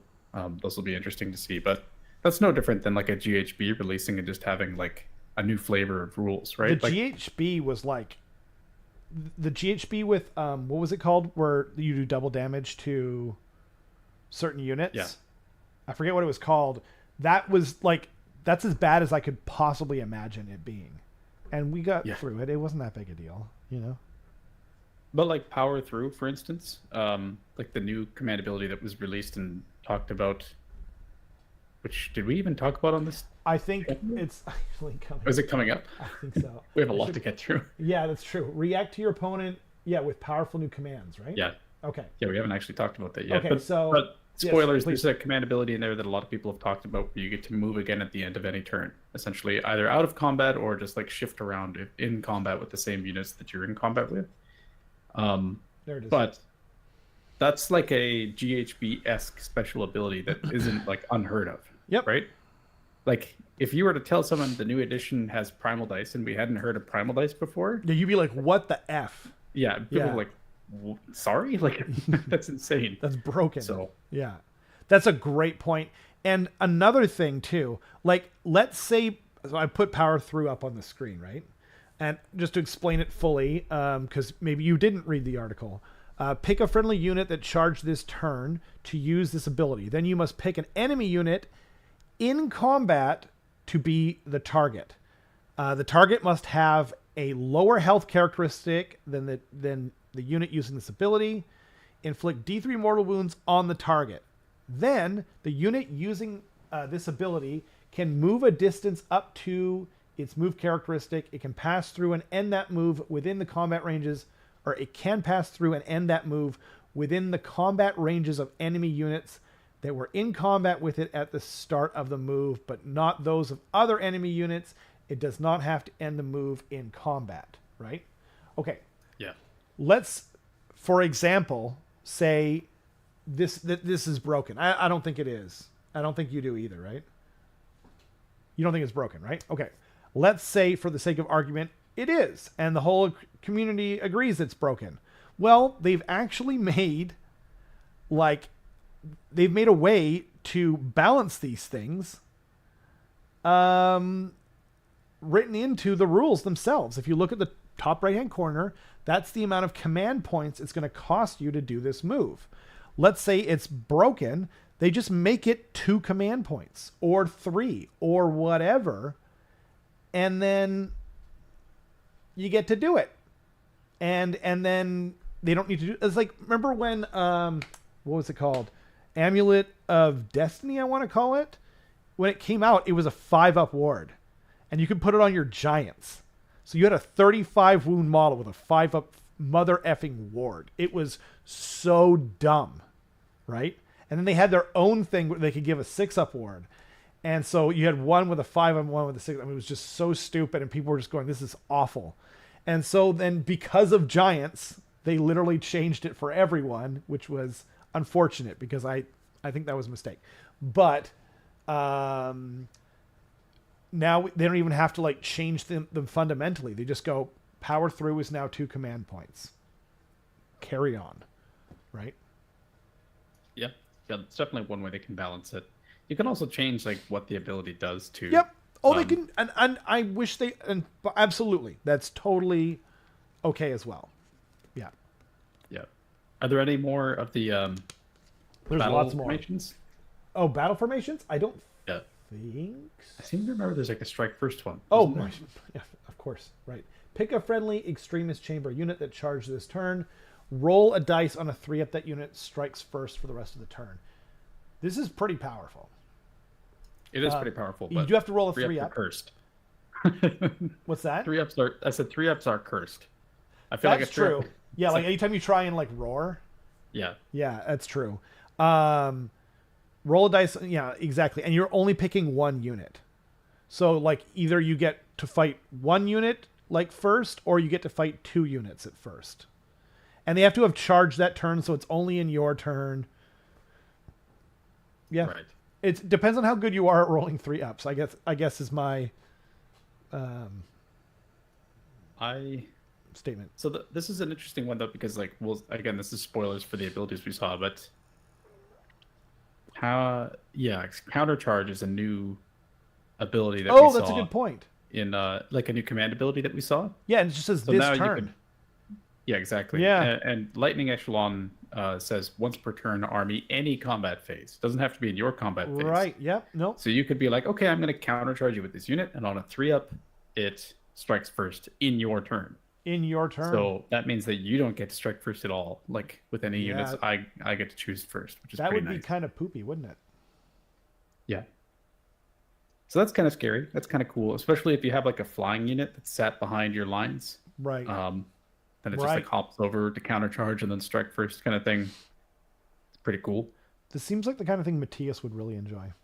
Yeah, because what I was about to say before I caught myself with that was that, okay, so you have 5 combat phases in a game. Yeah. And 1/3 of them, on average, you're not going to be able to even use your subfaction ability. Right. So I still actually think this is maybe worse than the first one we saw, because +1 to hit is very valuable. It's 2 with it being a 3-up, but I mean, if it wasn't a 3-up, this would be too much. I think it'd be way too strong. I kind of wish it was a 4-up, if I'm being totally honest, with the countercharge thing, but you know, fair enough. It's kind of like the Sylvaneth Stomp, right? The Monstrous Rampage. So, yeah, it's neat. I think it's cool. It's techie combined with countercharge, which is kind of neat. And a little bit of random. We have no context for these rules outside of what we can see in these articles. So that's a good point. Yeah, that's a good point. Okay, are we going? As we says, that's a 3 CP investment plus if you countercharge in their charge phase, the first chance you'll get to use it is in their combat phase after the start of combat effects. Wait, I don't get it. It's not a 3 CP investment. Countercharge is 2 CP. 2 CP. And this isn't a CP. This is your like subfaction. You just get this. Yeah. So sorry, I did miss some of the chat. Bounty hunters. Thank you, Asri. He said it. That was the thing where you got extra damage on certain units. Thank you. That was so dumb. I hated that so much. Finger cross battle tactics is just a familiar name. They kept using. Well, it's more fun. Now everyone's a Stonehorn. Yeah. For example, I played 10 games so far this month. 9 of them have been at tournaments. Yeah, wow. That's a lot. That's pure tournament. Almost. Oh, wow. Yeah, I guess there is addition fatigue for a lot of different people right now. I think for me, I wasn't fatigued, and I'm still not fatigued. I'm just like, it just doesn't feel like it matters now that we know we're going over to a new edition. And that's so dumb in a way. Because like it matters just as much as it ever did, you know? But yeah, I don't know. It's just like that it's just over the horizon. So I just can't help but look that way. Yeah. Yeah. I will only feel it for so long, right? That's true. Yeah. Because the edition's just over the horizon, don't you know? Don't you know? Indeed. Okay. So then we've got, so commands. I don't think this thing needs to be. Actually, we'll talk about it, you know, because there is some stuff here. As we hinted previously, command points are tightly controlled resource. Each player gets 4 command points at the start of the battle round. So that is less total command points if you average it out, because usually one person's going first and one person's going second, so they're getting 3 and then 2, so it's 5, right? No, it's more than average, because it's battle round. First, I know, but if you go first, you're getting, so you start with 2 CP, right? If you're going first, next turn you generate 1 if your general is alive. Oh, that's true. So you get 3 CP. Oh, it's a good point, right? Whereas now you get 4. Both people start with 4. Both people start with 4. So both people start with the same amount that the defender would get, and there's no, if your general is alive, clause to get more or less CP. Right. That's a good point. And there's the underdog bonus, which I presume will not take effect the first battle round, but probably battle rounds 2 and later, whoever has less victory points will get 1 extra command point. They don't seem to separate the first battle round. Yeah, we'll see. Again, we don't know. I hope you're right. And then there was also, I think, whoever has less auxiliaries. I think if we remember from like a way previous article, you get 1 extra command point too, or something like that. I don't know if that's every battle round or if that's just. It actually says it right on the screen right now. The army composition module may also affect your CP economy. If you start with fewer auxiliary units than your opponent, you earn 1 extra CP per battle round. Per battle round. Battle round, yeah. That's pretty huge, actually. Yeah. Wow. Okay, so you could would be have bigger as much if it was as 6. per turn, though. Yes, it would. Yeah. So you could have as much as 6, essentially.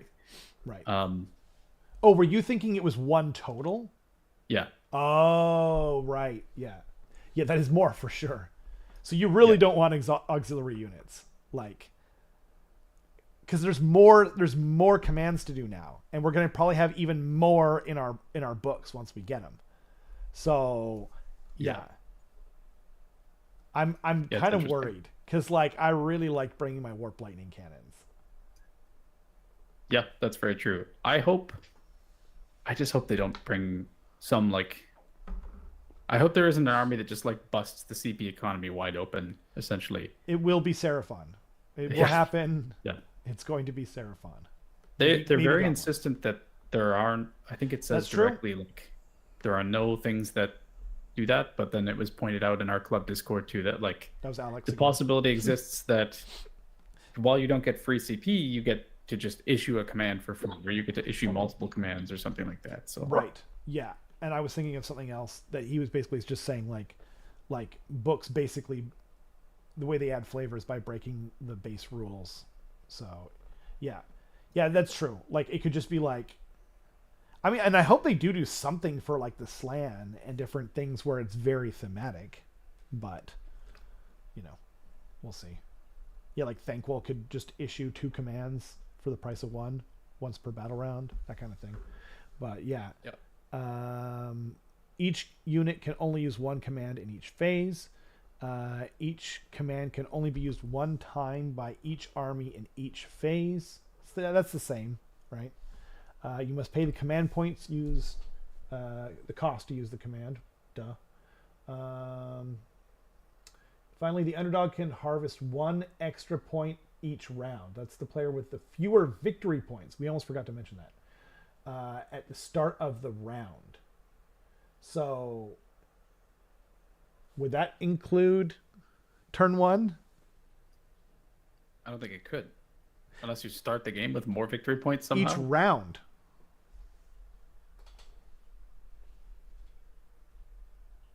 So like at the start of the round, though, yeah. Start of the right. Wait. So I guess round would be. Round is the whole thing, and then each turn. Round is the battle. Is the battle turn like the battle? Battle round, yeah. Oh, battle round. Right. Okay, I got my keywords like discombobulated there. Okay. Yeah. Okay. So I wish they'd said battle round though. Like that would have made it even. I got that I brain farted, but still. Anyway, that's where the fewer victory points at the start of the round. Right. So it would only be. Unless they had something where it was like, you know what I mean? Like, you score this many victory points at the start of the game. I can't imagine. Yeah. So it seems like they're safe. That's true. It seems like they're safe. It also covers if you're tied going forward. It's like, I score 5, you score 5. Right. Cool. No one's the underdog. There you go. And you could even like plan for that too if you know that they really need that. Yeah. Okay. Reacciones. Would you mind reading these out? My throat is dead. Well, I gotta pull up the article. Oh, sure. Oh, sorry. I'll start it off. So, using abilities. When the timing of an ability tells you when you can be used, or you declare the ability, use reactions, resolve the effect. All-out attack and all-out defense are familiar from previous editions, becoming reactions which occur once an attack ability has been declared. That they have simple effects, making your chosen unit on the offense or on the defense. All-out attack is the same thing. Add 1 to hit rolls. So you declare an attack ability. Yeah, all-out attack and all-out defense are the same. Right. Exact same. Except for like they've codified it kind of almost strangely, where it's like I declared an attack ability. It's like, I think before it was actually a little more clear when you choose a unit to be the target of an attack. You know. Yes. Like I declared an attack ability. Like what's your attack ability? Is it just attacking with your melee weapons? I guess we'll see. It's a little more ephemeral to me, but it'll say in the core rules. And then we have at the double and forward to victory, which are these ones are kind of odd because you're kind of reacting to yourself. With like reaction, you declared a run ability for at the double used by the unit that is using the run ability. Do not make a run roll. Instead, you just add 6 inches to that unit's move characteristic. I kind of like this because there's a whole bunch of like there's some confusion previously where some units would have like +3 to run, +4 to like well, not +4 to run, but like plus a bunch to run. Right. But if you use it at the double currently, it just sets the amount to 6. And some people are like 6 plus the amount that you get plus to run. Yeah. But it's because it's you add plus to your run roll is usually what it is. But you're not actually making a roll when you use this ability. You're just setting it to 6. Whereas this is much more clear where it just says add 6 inches to that unit's move characteristic. Period. Right. Yeah, this is better. You're not adding anything. It's just you move six more inches. Right. So then when you run like for clan rats, there isn't even a question. You don't have to play the keyword bingo. Yeah. Right. It's just add 6. That's it. That's good. And then there's a little bit of confusion on the next one where it's forward to victory, used by the unit using the charge ability, and the effect is you can reroll the charge roll, and then the reaction is to you declare the charge ability. Some people are thinking that, so the confusion here is that we haven't actually seen the wording on what declaring a charge roll means. Right. And the confusion is, do I have to choose to use this CP when I, like before I actually make the charge roll? So I'm like anticipating that I'm going to fail, and then I can re-roll it if I want to. So it's just like insurance. Or is it working like it currently is, where you see the charge roll, it fails, and you say, okay, I spend a CP and I re-roll it.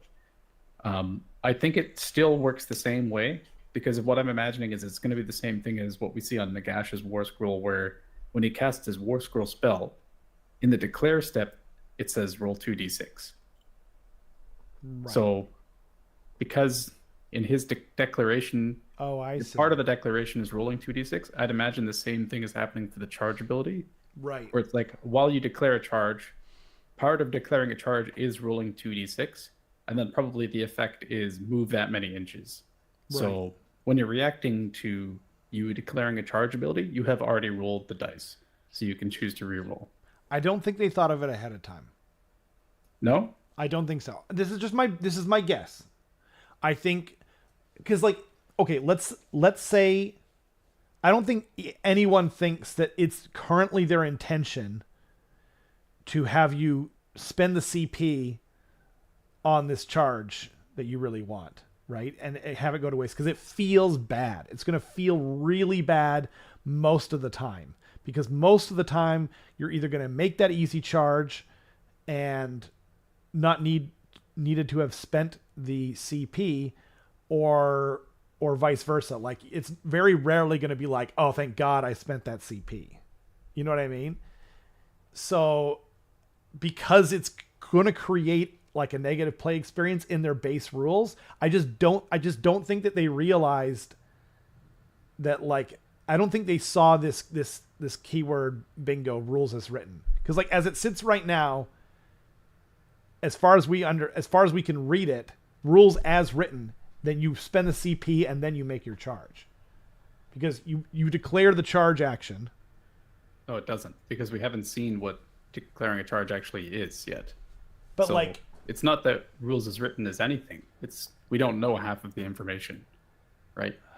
I don't know. I just, but like, they would have to be so specific about how, because like, you say, okay, I'm going to charge this unit into that unit. That's you declaring the charge, right? And then maybe, but so again, it would have to say, like, could be codified like it is for spell casting, like it is for Nagash, where declaration includes the dice roll itself.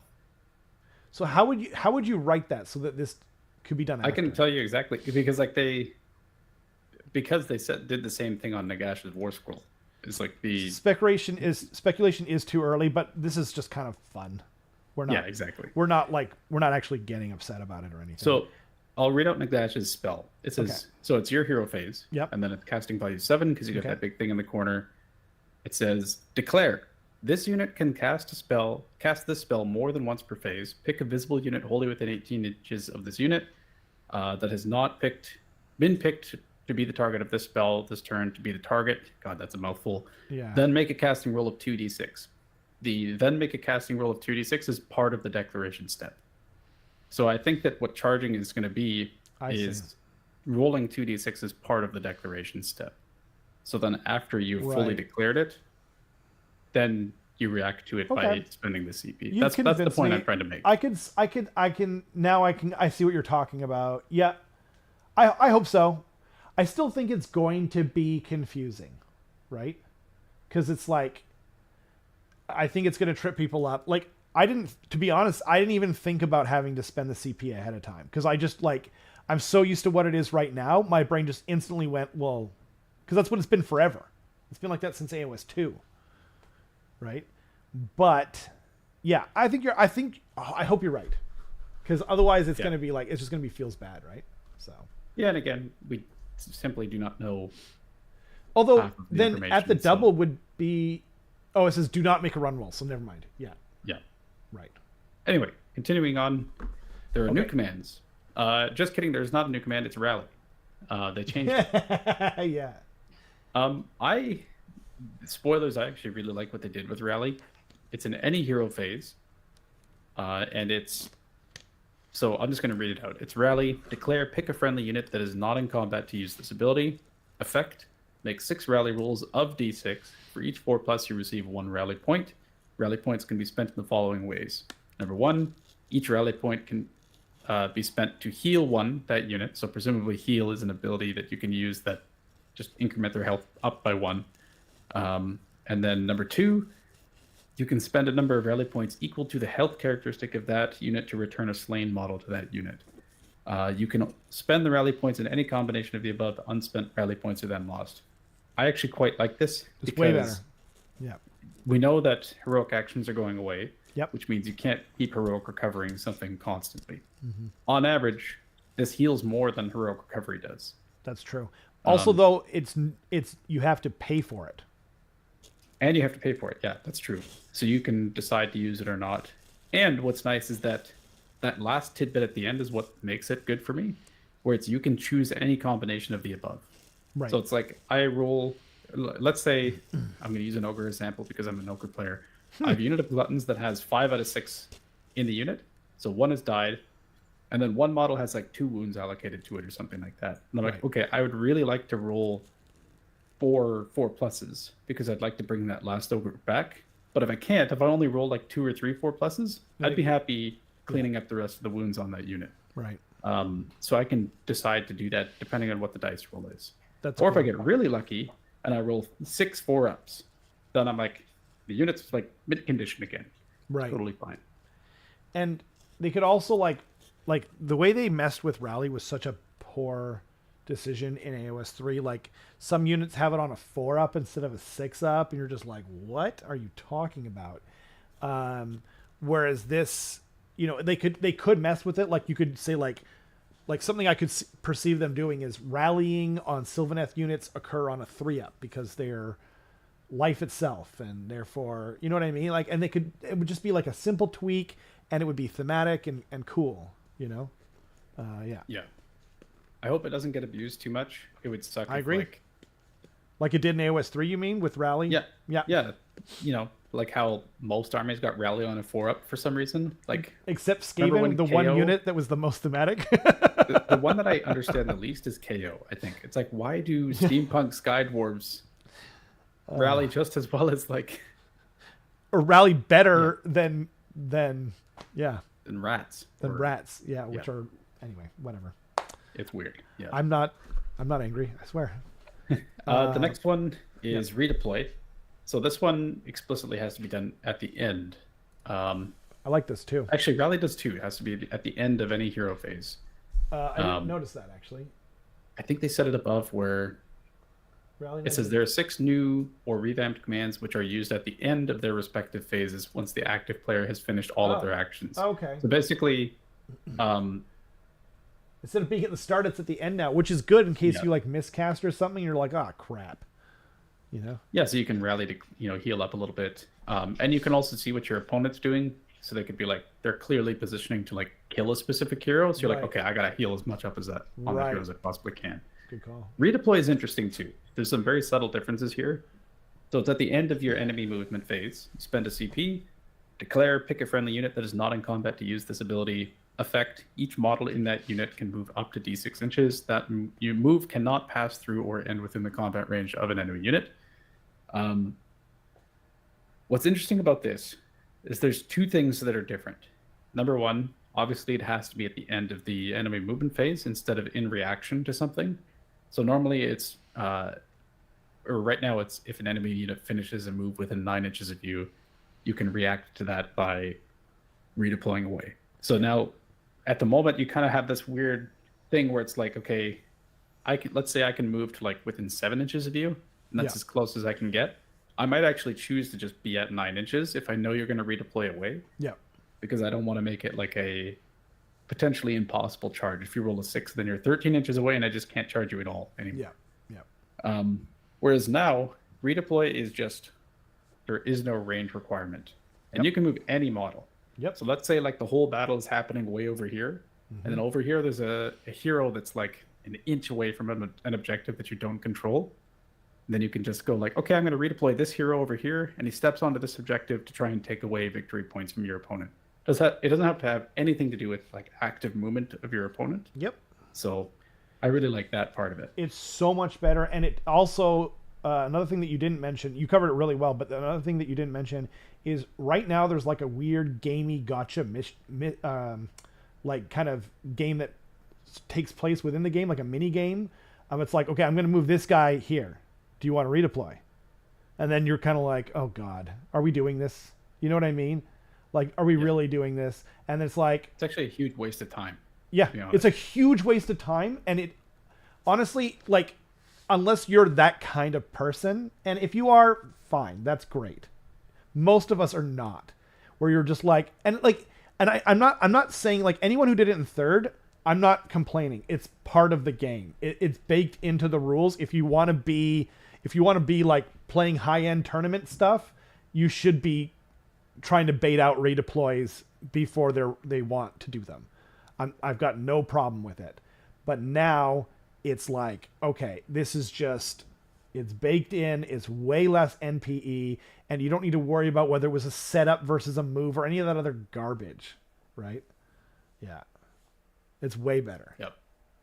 Yeah, and I see a lot of people out there saying that like the current way that redeploy works has high skill expression, so players can effectively like know exactly when to to proc it and when not to proc it and that sort of stuff.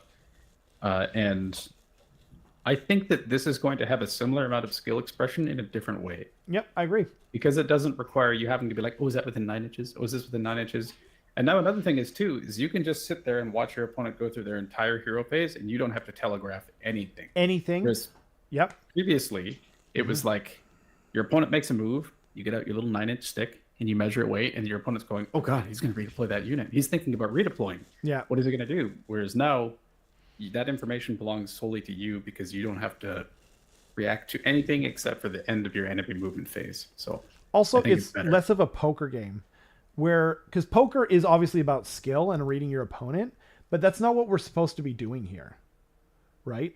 So now, instead of it being like I've got my cards and you've got yours, it's just like, it's more like chess, where it's like, I know what you can do and you know what I can do, and it's less about making a bet. Like, someone could get lucky and just not even know, and then you could redeploy and then be like, oh, they didn't see that this like 4D chess kind of thing that was going on, and they just kind of went on their way. Yeah. Anyway. Yeah. So covering a couple chat messages here, Maval says, keywords move and run on redeploy. Would that mean bonuses to runs would affect redeploy? Maybe. Again, not enough information to truly say, but it's interesting that they put keywords on it. That's a good catch. Cool. Yeah. Pearl Zhang says, love you, Carson. You are Tur Ogre. Tur Ogre. Thanks. I think they meant to write Turd Ogre. Oh, I am a Turd Ogre. That's right. Yeah. It's true. You nailed it, Pearl. It says, I imagine run keyword will shut down shooting reactions. That makes sense. Actually, that makes a lot of sense. Sorry, well, I missed it. I imagine run keyword will shut down shooting reactions. So right now, if you run, you cannot shoot, right? You make a run move. Right. So that kind of covers... Oh, so let's say a unit redeploys. You can't redeploy and then counter shoot, which is an ability that's coming up later. Right. That's a great catch, Keith. And it would interact with stuff like, let's say, Bliss Barb Archers right now. They can run and shoot still. Right. So maybe some units are immune to that, where they Yeah. can redeploy and shoot Yeah. because it's counted as a run instead. Right. Great call. Yeah, like acolytes, Skaven acolytes and reavers, or I know reavers traditionally could do that. Yep. So yeah. Asri says, I don't know, asking people, do you want to redeploy and having them worried it's trapped is one of my favorite things. That's fair. Hey, Yeah. I said that from the beginning. I said that Yeah. that from the beginning. Like that's a psychographic thing, but it does take a lot more time. You know. It does. It takes a lot more time. And I think it's also, I'm going to miss that a little bit too, right? Like scaring the crap out of your opponent is kind of fun sometimes. Giving them uncomfortable situations is always sadistically fun. But like, I think it still has skill expression in other ways, that it's still going to be valuable and fun in a different way. Yep. And that's like the optimism peaking out. Well, not just that though, but like I can already think of ways where it's a skill expression. Like here's one example. You set it up in your turn, you're just off of the objective. You are 0.95 inches away from the objective, right? And then in your turn, they know that you can do that, and so there's just ways you can just set up really cool stuff ahead of time. And it's like, I think it's just like you said earlier, I think you said it perfectly. It's going to be a skill expression in a different way. Like when AoS4 dropped, people don't remember this, but like no one was using redeploy. And I was using it, but not nearly as much as I am now. Like I can't think of a game I've played recently where I didn't use redeploy at some point in the game. And like people caught on, and then they started figuring out how to use it. And that mini game that we now have is something that came out of the development of the game through the community. And I think that's going to be the same thing for this. It's not going to have the mini game that most of us don't like, that you sadistic pieces of crap definitely enjoy. But yeah. I think the biggest thing, like there's a couple themes I'm noticing in the new rules that we're seeing previewed. Yeah. And one of them is definitely saving time.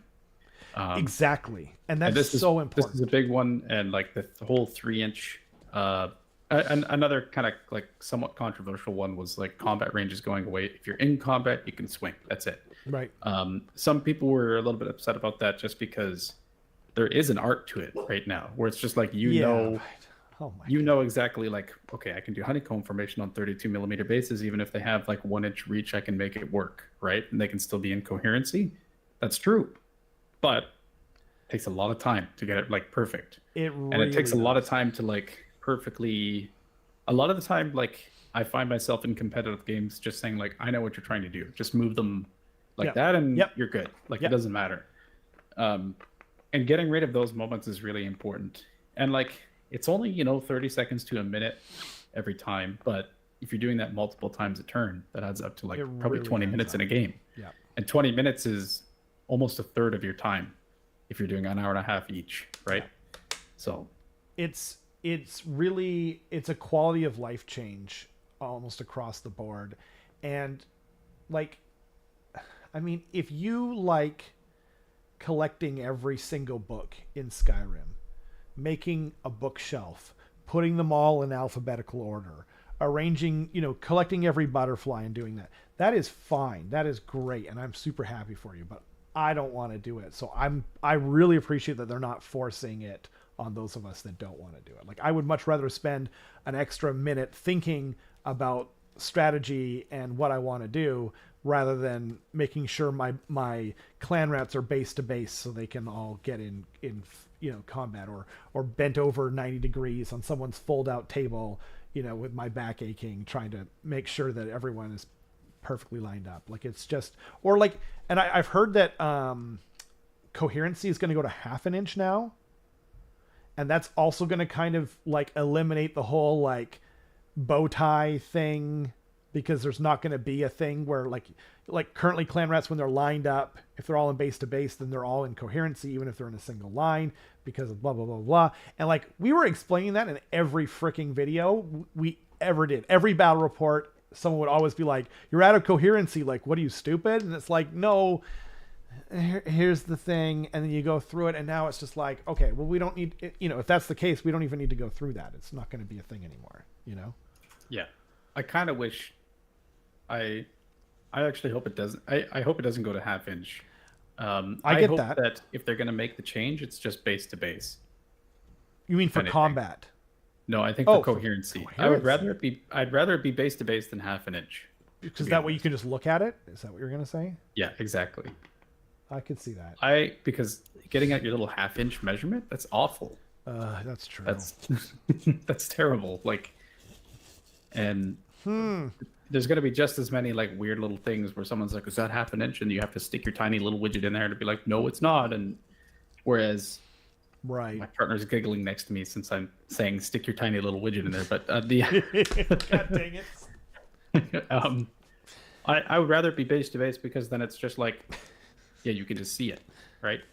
That's fair. But then it would be kind of a pain to move everything. Like sometimes they don't, and then it's almost like you got to rank them up because some models don't fit together. And then what do you do? Yeah, that's why I'm saying I don't mind the 1 inch coherency so much. That's 1 fair. inches is like enough where you can kind of eyeball it, and like why change that when everybody has that muscle memory already built up, right? But because things look stupid, I think with the bow ties and whatnot, it doesn't really, and that's fair. Honestly, I'm okay with any of it. If I'm being honest, I don't really care that much. Yeah, fair enough. So a couple more comments. Please. We've got. Did you already read Asri's comment? I certainly like this, especially the lack of 9-inch requirement. I totally agree with that. No, oh no, but we did. Oh no, we missed a couple. Sorry, my ball says I'll miss lining up unit with more reach than behind a screen. Totally, I do that all the time where I do like Nobblars in front of Iron Guts or something. Yeah. Keith says, "Thank you. I got a chuckle from that one. Don't know what that's in reference to." Asri says, "Know what this means? No more Nurgle denying me pile-ins to get outside of 1-inch combat range." Very true. Yeah. Now you just have to check if the model is within 6 inches essentially to see if it can pile in properly, which is very easy. Warpstone Enjoyer says, "What's your most Oh no, sorry. Mabal says, "Sag, no more 4 big bosses with 4 big stabbers snading behind, daring people to charge." Hiding behind? Maybe? I could see that. Whipstone Enjoyer says, "What's your most anticipated article yet to come? Holding my breath for terrain more than anything." Terrain's going to be big. Terrain's going to be huge. I think he nailed it. There's one this week that I've been looking forward to they mentioned they're going to be doing spells. Looking forward to that a lot. Me for too. Sure. Yeah. Spells. I've been saying this to like everyone, but I have a sneaking suspicion that unbinding isn't going to be a thing. And that's like a weird hot take, but yeah. I mean, it's not. There's no more unbinding in 40k, so it's not that weird, right? Yeah. It's there. I hope that there is unbinding. I actually enjoy that aspect, but it would speed up the games as well. But to answer Warpstone's question for anticipated article, anything that shows Skaven models or rules, either. Fair enough. Yeah, they've been focused entirely on Stormcast so far. Other than clan rats, we've gotten nothing, Carson. Yep, I'm talking rules. Oh, you're talking about models as well. I'm talking everything. I just want something. Give me something. They're just stringing me along here. Yep. Jim Skaven says bow ties, good idea, but yeah, they look dumb. Yeah, I agree. They look stupid. My biggest thing, base to base would fix. Right. And my biggest thing for this most of 3rd edition, frankly, was like when you had like direwolves, like they come in units of 10, and you had them like running up the board in like weird clamshell formations and all this other crap. It looks so stupid. The opposite of whatever the opposite of cinematic is exactly what it looked like, and I hated it. And so this 3-inch attack range, it solves all of that jazz. Yeah.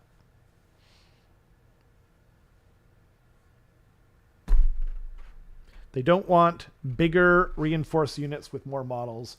Gobbo and other 25mm bases that can Congo line. Better the change to coherency than changing base sizes.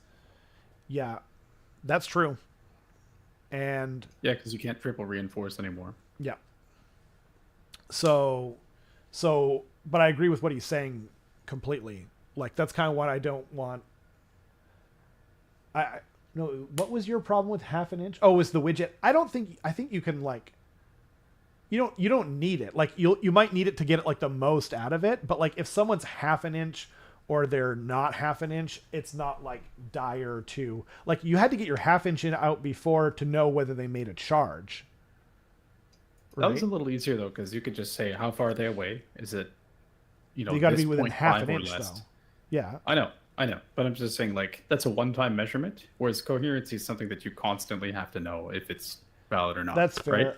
And it's one of those things where, like, a year after the edition starts, if we're on half an inch coherency instead, everyone's going to be used to it. Yeah. But it is going to be rampant at the beginning of people used to 1 inch, you mean? People used to 1 inch and just not having a mental picture of what half actually looks like. That's true. For their coherency. That's a great point. So, and that's going to waste a lot of time. You're not wrong. I can't wait to waste people's time. I'm all about that. Yeah. Or I think I meant the opposite of that. I'm a child, Carson. I was having a chuckle at the lack of a 9-inch requirement. Got it now. Yeah, I saw that was in response to Asbury, and then I was like, I still don't really get... Anyway, now I get it. So happy that reinforcement points are gone. Such a pointless system. Get it? Half an inch is almost half their base size in 25 millimeters. That's true. And we have the little widgets. I get what Carson meant. Like, if you're checking it with each guy, that would be a pain. But, like, the solution is, is to, if you're just slightly closer, unless you're really trying to, like, fan them out as much as possible, then, and some people might try to gain, like, a quarter or, like, an eighth of an inch here and there. But, okay, I think they are showing too much SCE stuff and not enough stuff from other armies. I get they're the poster boys, but it feels like less and less people care about SCE since 3rd edition, aside from dragons. Oh, yeah. Yeah, I know what you mean. Like, it's kind of my argument against them using Stormcast in every edition, my balls. Yeah. I doubt we will see other armies until after the Dallas Open. When's the Dallas Open again? Are you serious, BB Crunch? You don't think we're going to get scared until the What? Mid-May, so it's like a month from now. No, they got to show more Skaven then. Like, we just saw the, what do you call it? The Redumpster, old folks home people, whatever they're called. They'll show more Skaven stuff before then. Like, they're going to continue to show off. That. I mean, like, they're at least going to show models, I would imagine, right? Yeah, probably. Probably next Monday. Yeah.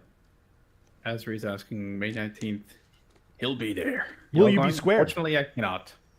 May is a packed month for me, for sure.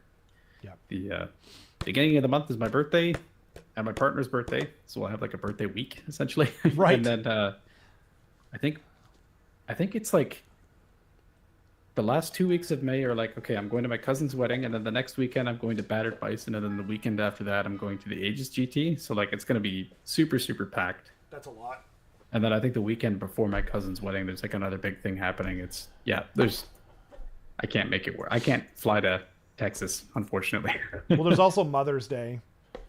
Yes. Yeah, that too. And yeah, my wife's birthday's in May as well. So it's kind of why I haven't been at a GT since February. That's your excuse, and you're sticking with it. Spring's busy. That's fair. I agreed with Carson's partner. I have been laughing a lot at the inch and a half talk around. Well, sorry, Skaven and S. Okay, fair enough. Hey, as long as I get my Skaven, because it's like we haven't gotten models in so long. Like, it is a complete meme, the Interstellar meme among others. It's like, come on, am I not going to at least get Skaven? But I agree with the sentiment, though. Like, that I would like to see IDK and Seraphon and Goblins and, like, everything. Like, even the crappy factions like KO and Fire Slayers. Or anything that has related to a dwarf at all. Like, even them. Right? I'd imagine we're going to see faction focuses, like... That's true. Almost daily at the kind of end of May onwards, probably. Right. That's a good call. Yeah. Do we want to move forward with the Oh, last? sure. Yep. Actually, there's a bunch more, but Yeah. but so we can kind of move on. There's another one that's fire. kind of controversial, is covering fire, Mm-hmm. which is so in your enemy shooting phase. At the end of the enemy shooting phase, you can declare, pick a friendly unit that is not in combat to use this ability, effect, resolve shooting attacks for that unit, but all of the attacks must target the nearest visible enemy unit, and you must subtract 1 from the hit rolls for those attacks. For 1 CP. Why is it controversial? Controversial because some people are like, this is extremely powerful for shooting focused armies, because now you're not just shooting in only your turn every. Okay. But then, but on the other hand, then at least shooting armies can participate in both. They're really increasing the amount that the non-active player gets to play in the game, which is like a huge plus, because like the thing that remains the largest detraction for the double turn, in my opinion, is that sometimes you're not playing for like an hour and a half. Yeah. And so the more they have reactive cool things that you can do, I actually think this is going to help them balance shooting factions, because right now, like stuff like KO, it's always a gong show, because like when they only get to interact once per turn, like they tend to be either too powerful or too weak. And so I actually think this is going to help that. And I could be wrong. I mean, they can always just F it up terribly, but yeah, no, I think this is really good. There's a couple things to consider here. Number one, end of the enemy shooting phase, which means that there's a chance for them to hurt you first. Yep, exactly. Number two, as we discussed before, triple reinforcing units is not a thing anymore. So the thing that most people were scared of is like a 15 block of Thunderers, for instance. Triple block of Storm Fiends. Yeah, exactly. So now you have smaller units by 33%, essentially. Right. And then number 4 is that I'm not even really like, did I say 3 already? I don't know. 3, 4, whatever it is. Next point. There is the subtract 1 from hit rolls, which is like kind of significant. It's not amazing, but it's not like a huge deterrent. But you also have the nearest visible enemy unit thing. Yeah. Which is pretty big.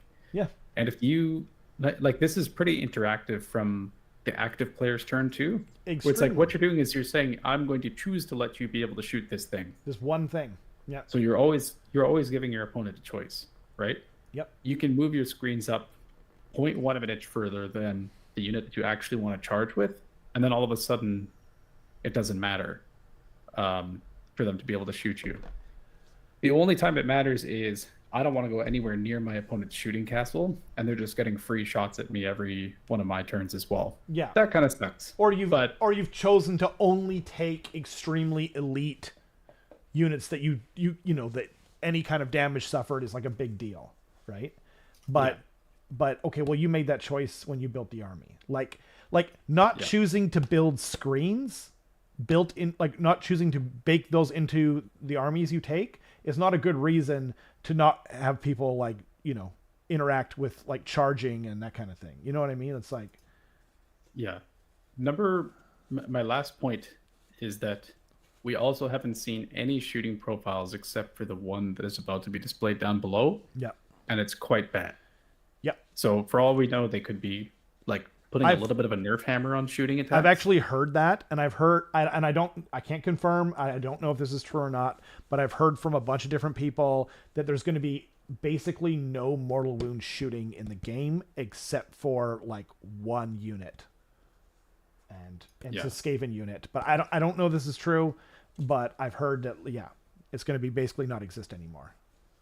So. So I think without context, again, it's hard to know, but it's true. Neat at best, I think. Yep. I actually don't think this is an amazing ability. Me too. But it's, like if you're hitting on 4s, are you going to use this ever? I don't know. Like, because you go to 5s, you're just like, God dang, unless you're wounding on 2s, right? Yeah. I do like that it gives, shooting armies abilities to do something in their opponent's turn though, because I recognize that it can kind of suck to just feel like you're getting pinned down and punched, Yep. which is not great. It's a huge. It's like the only detraction I can think of for the double turn now, like legitimate. Anyway. Well, and the battle tactic thing too. What? Well, like it's been revealed that if you choose to take a double turn, you can't score a battle tactic. No, I'm sorry. When I meant the detraction for the double turn, like even the double turn existing in the game, the main detraction right now to me is that I don't get to play. Like, so that, like, that's a good, I think that's the best reason to eliminate the double turn from AoS. I don't think we should. I'm just saying, like, that's the main kind of argument that I've seen that still kind of makes sense to me. It's just like, okay, sometimes I'm just not playing the game for like an hour and a half, and it's really not fun. And I feel like I could just walk away and go have tea or something. Right. And so I think that's kind of legitimate, but no, everything they've done with the double turn in this edition so far has been really awesome. So yeah, I really like it. Yeah, totally fair. And then one more, sorry, there's three more. One more immediately after this is countercharge. At the end of the enemy charge phase, pick one friendly unit that is not in combat to use this ability, so it can't have been one that has already been charged. That unit can use the charge ability as if it were your charge phase. And this is 2 CP, so this is, I think, the only one that is 2 CP out of all of the ones displayed here. Mm-hmm. So it's a pretty hefty cost. It could be half of your entire CP pool to do this, but also pretty valuable. Right. And this is as super mentioned good. before, like, this could be stacked with plenty of charge bonuses that we've seen in the past. Yeah. And theoretically, you could re-roll the charge too. Let's see. Oh no, because you can't use 2 on the same unit per phase. Never mind. Correct. Yeah. You couldn't, unless there's like a Triumph-esque similar thing to be able to re-roll. But yeah. Right. Then after that, we've got magical intervention, and this one's at the end of the enemy enemy hero phase, and it is 1 CP. Declare, pick a friendly wizard or priest to use this ability. Effect, that friendly unit can use a spell or prayer ability as appropriate as if it were your hero phase. If you do so, subtract 1 from casting rolls or chanting rolls made as part of that ability. So basically, you get to do something in your opponent's turn too. That's just pretty cool. That is so This is one fun. where it's just like, I see it and I'm like, that's neat. Yeah. But without knowing what any of the spells are in the game, I have no idea how useful this is going to be, well, or exactly. how potentially broken this is going to be. Right? The spells now might be like until the end of your turn. Yeah. I think that's even likely. Until the end of the turn, right? The turn, yeah. Yeah. Yeah, exactly. Yeah, that's a good point. Yeah, or it'll probably would be said that way in the event that they were trying to do what I was describing. Yeah, that's what I meant essentially, until the end of this current turn, right? So it's huge, but it just increases interaction. With some of these though, I don't know about you, but I kind of wish that we got a little more CP. Yeah, I could see that. But I also like that you're having to make choices now, right? But you still are, right? Okay, so you're going to average 2 per turn, right? So then, like, bravery, charging, all-out defense, all-out attack, like there's, like, I don't know. There is no bravery anymore. Oh, fair enough. Okay, fine. Bravery, so, but you're going to want to save 1 for your charge rolls probably. Well, there might be something to do with bravery, but maybe not. Like, we don't really know how, if there's going to be any kind of battle shock or fleeing from battle or anything like that, right? But like, yeah. Anyway, regardless of that, put that aside. All out defense, all out attack, like you probably want to just for the combat phase. Maybe, but it's also kind of nice that you have something to spend it on the first turn, right? No, I agree. If you think about it, like most of the games that I play now are just like, I'm positioning. Yeah. And I spend 0 of my probably 5 CP at this point because I'm going second and I generated an extra CP. Yeah.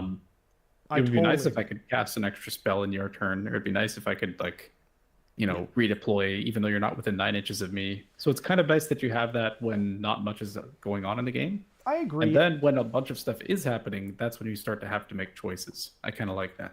That's fair. I want to do more fun things. Like, I don't think like an extra one would really break. Like 5. You get 5 per battle round. Like, I don't think that's going to break the economy wide open, because we're going to get our own like ones in each book, and there's just going to be so many fun things I want to do. You could get 5 if you've got less victory points. Yeah, but I don't control that. Damn it. I know. You could control it. You could opt to score 1 victory point less than your opponent. Well, and there is a possibility. That's fair. That's true. But damn it, Carson, I want s'mores. And to counteract my own thing too, maybe there's stuff in the books where it's like each book is going to have its own special snowflake battalion where you get an extra one at the start of the battle round or something. Like, yeah. I see Asri's saying something like magical intervention means we'll never see another blizzard. That's what scares me about this, because I don't know if that's true. I have a feeling we're going to see like a mortal wound blast spell of some kind. I kind of hope we do. Like, I'm going to do this in your turn now, and just... I like the way you said that. Like, the most neckbeardy looking ever. It's going to be that type of person that does that. Anyway, I feel like we're kind of running out of time here, so I'm going to move on to power through, if that's okay. Please. So this is at the end of any turn. Well, we already covered this, didn't we? Yes. Okay. So let's discuss it a little bit. Okay. You mind if I read through it like one more time? Sure. Sorry. Go for it. Just to refresh. So 1 CP at the end of any turn. Pick a friendly unit that charged this turn to use this ability. Then you must pick an enemy unit in combat with it to be the target. The target must have a lower health characteristic than the unit using this ability. Effect: inflict D3 mortal damage on the target. Then the unit using this ability can move a distance up to its move characteristic. It can pass through and end that move within the combat ranges of enemy units that were in combat with it at the start of the move, but not those of other enemy units. It does not have to end the move in combat. So basically what this is you pay a CP at the end of any turn. If that unit is charged, deal D3 mortal damage to a unit that has like less wounds than it. So usually like you're going to be picking like a monster or something, or like a hero that's got multiple wounds that is going to be like going into some chaff or something that has less health than it. Mm-hmm. Does D3 mortal damage, as we discussed, and then it can either move out of combat, or it can kind of like shift around in combat with the things that it was already in combat with at the start of the move. The important thing here is that, and I asked this in the AoS coach Discord, and it's kind of unclear. It says it can pass through and end that move within the combat ranges of enemy units that were in combat with it at the start of the move. Because it says combat ranges and not models, my guess is that you can't actually move over models with this command. I think it's just you can like shift around essentially. Why would you be able to move over models? Because that's what people have been saying, is that like, oh, it's the Stonehorn charge. No, it's not. And the Stonehorn charge specifically says they get fly. He doesn't get fly. You can move through models as if he can fly. As if, yeah, sorry. Okay. Yeah. That's what it specifically says as if it can fly. Yeah. Yeah. This doesn't say that. So Warpstone Enjoyer says it can pass through, but can it pass through enemy units, or can it pass through the combat ranges of enemy units? Wait, where does it say? Where does it say pass through again? It can pass through and end that move within the combat ranges of enemy units. Wait, it doesn't say over the models. It doesn't. Yeah, pass through combat range, not models. Yeah. That's what Warpstone Enjoyer is saying in the chat now. But I'm seeing a ton of people say that you can like fly over screens at the end of combat and then be like 3 inches away from something to countercharge it next turn or whatever, right? No. Wait, what? It's exactly like, that's why I'm thinking like this is a repositioning tool, I think, more than anything. Yeah. Where I don't want to be in your castle anymore. I want it to hit you, and then I want it to just move away. Yeah. So like if we take the Stonehorn, for instance, it's got 14-inch move. You move 14 inches up, you make your charge, you deal with combat. I pay a CP at the end of the turn. I move 14 inches away. Yeah. So now I'm like, super far away. Or it could mean I don't have to choose between hitting you and capturing an objective anymore. I can do both. Yep. And you could like kind of sideswipe stuff and keep moving past it to get to an objective as well. Right? Yeah, yeah, exactly. So, yeah. No, I think we were all saying the same thing, Warpstone. Obviously, we're on a delay, but like, yeah. I don't get... Anyway, let's move on. I think we're all on the same page, so we're kind of preaching to the choir here. Sorry. No. But I just saw it a ton. Not at all. No, I mean, I couldn't comprehend what people were even on about. It literally says their combat range. It doesn't say their model, so. Anyway. Yeah. But even I was talking to someone this weekend about it, and they were saying like potentially they did actually mean for it to be passing over enemy models too. Because if you look at like the theme text of it, it says the warriors use their sheer mass or resilience to drive through a group of weaker foes, leaving broken bodies in their wake, right? That's probably why people think that, but the flavor text doesn't mean that the rules. But what if GW just got it wrong and they did actually mean to? Then okay. And the example that I heard was that like they might like play a test battle report to 4th or something, where they do this and they play it the way that I'm talking about. Yeah. Where like they move over models or something like that. Okay. So that could be on the horizon. I think it could be, but I don't like. I think rules is written. That's nowhere in the text. Rules is intended. We could argue till the sun goes down, but like, okay, that's true. Like, yeah. Like I actually don't really care. You know, like because again, like it is written into the flavor. Like the idea is that they have to be bigger so they can just kind of bowl over and go through. Okay, fair enough. Like that's what was written into. However, that was what was written into the Stonehorn thing, both in flavor and in the actual rules. So they have the ability to do both. And if later on they say like, oh no, that was our intention. Okay, like that makes sense. Both things. I could see this being like too good for 1 CP at that point, because then like my eels could move into a unit of clan rats and move 28 inches and still do D3 mortal wounds to said clan rats. You're just like, god dang, like holy crap, that seems pretty strong. Or maybe they don't intend that, you know. Well, the eels, it wouldn't matter. Actually, the eels wouldn't matter. The eels literally wouldn't matter. Fair enough. But yeah, or like, let's say my hell pit abomination then could, oh god, please get rid of random movement. So like, but the hell pit could theoretically move 24 inches and do D3 mortal wounds to a unit of, you know, whatever Stormcast Eternals. So, and that's like, and it could, I mean, you could still technically do that because you could just tag the edge and then keep going. You know what I mean? But it's one thing to like do that over a unit of chaff, right? That might be their intention. Yeah, 28 inches plus a charge. Yeah, I forgot. I didn't even calculate that. That's wild. So like potentially 30 inches for your eels. Damn. Yeah. God, potentially 40, you mean. 28 inches plus 12. Plus 12, you're right. Yeah, duh. No, I meant they rolled 13. A 2-inch charge and for some reason still made it. Yeah, yeah. Do they have +1 to charge? No. Oh, they do. Well, they do. They do right now. Yeah, they do right now. Yeah. Yeah. Again, no. I think Beefy said it best in the chat where he says it will just have a new definition. People are thinking of 3.0 definitions. Yeah, right. Like there's a ton of people that are like applying current 3.0 knowledge to these new things and being like, "Oh my god, that's insane!" Like without the whole context, it's always impossible to know. So yeah, we don't even know. Wait, do we know if there's a charge phase? I think we do know that. Yeah, we do because of the actually a few different things. Oh, like right. They could be. It could be different though. Like charge phase could go to the start of the battle round. Oh no, I think we saw that too. Never mind. I think we saw the steps, but like in fantasy, like you declare charges at the start, right? So right. Yeah. Anyway, so we've got one more scroll to look at, which is the Stormstrike Chariot. Right. And yeah. So we can just quickly see that it's 10 health, 10 move, 3 up save, 2 control, which changes, I don't think, anything from what it currently is. Except, you're right, yeah.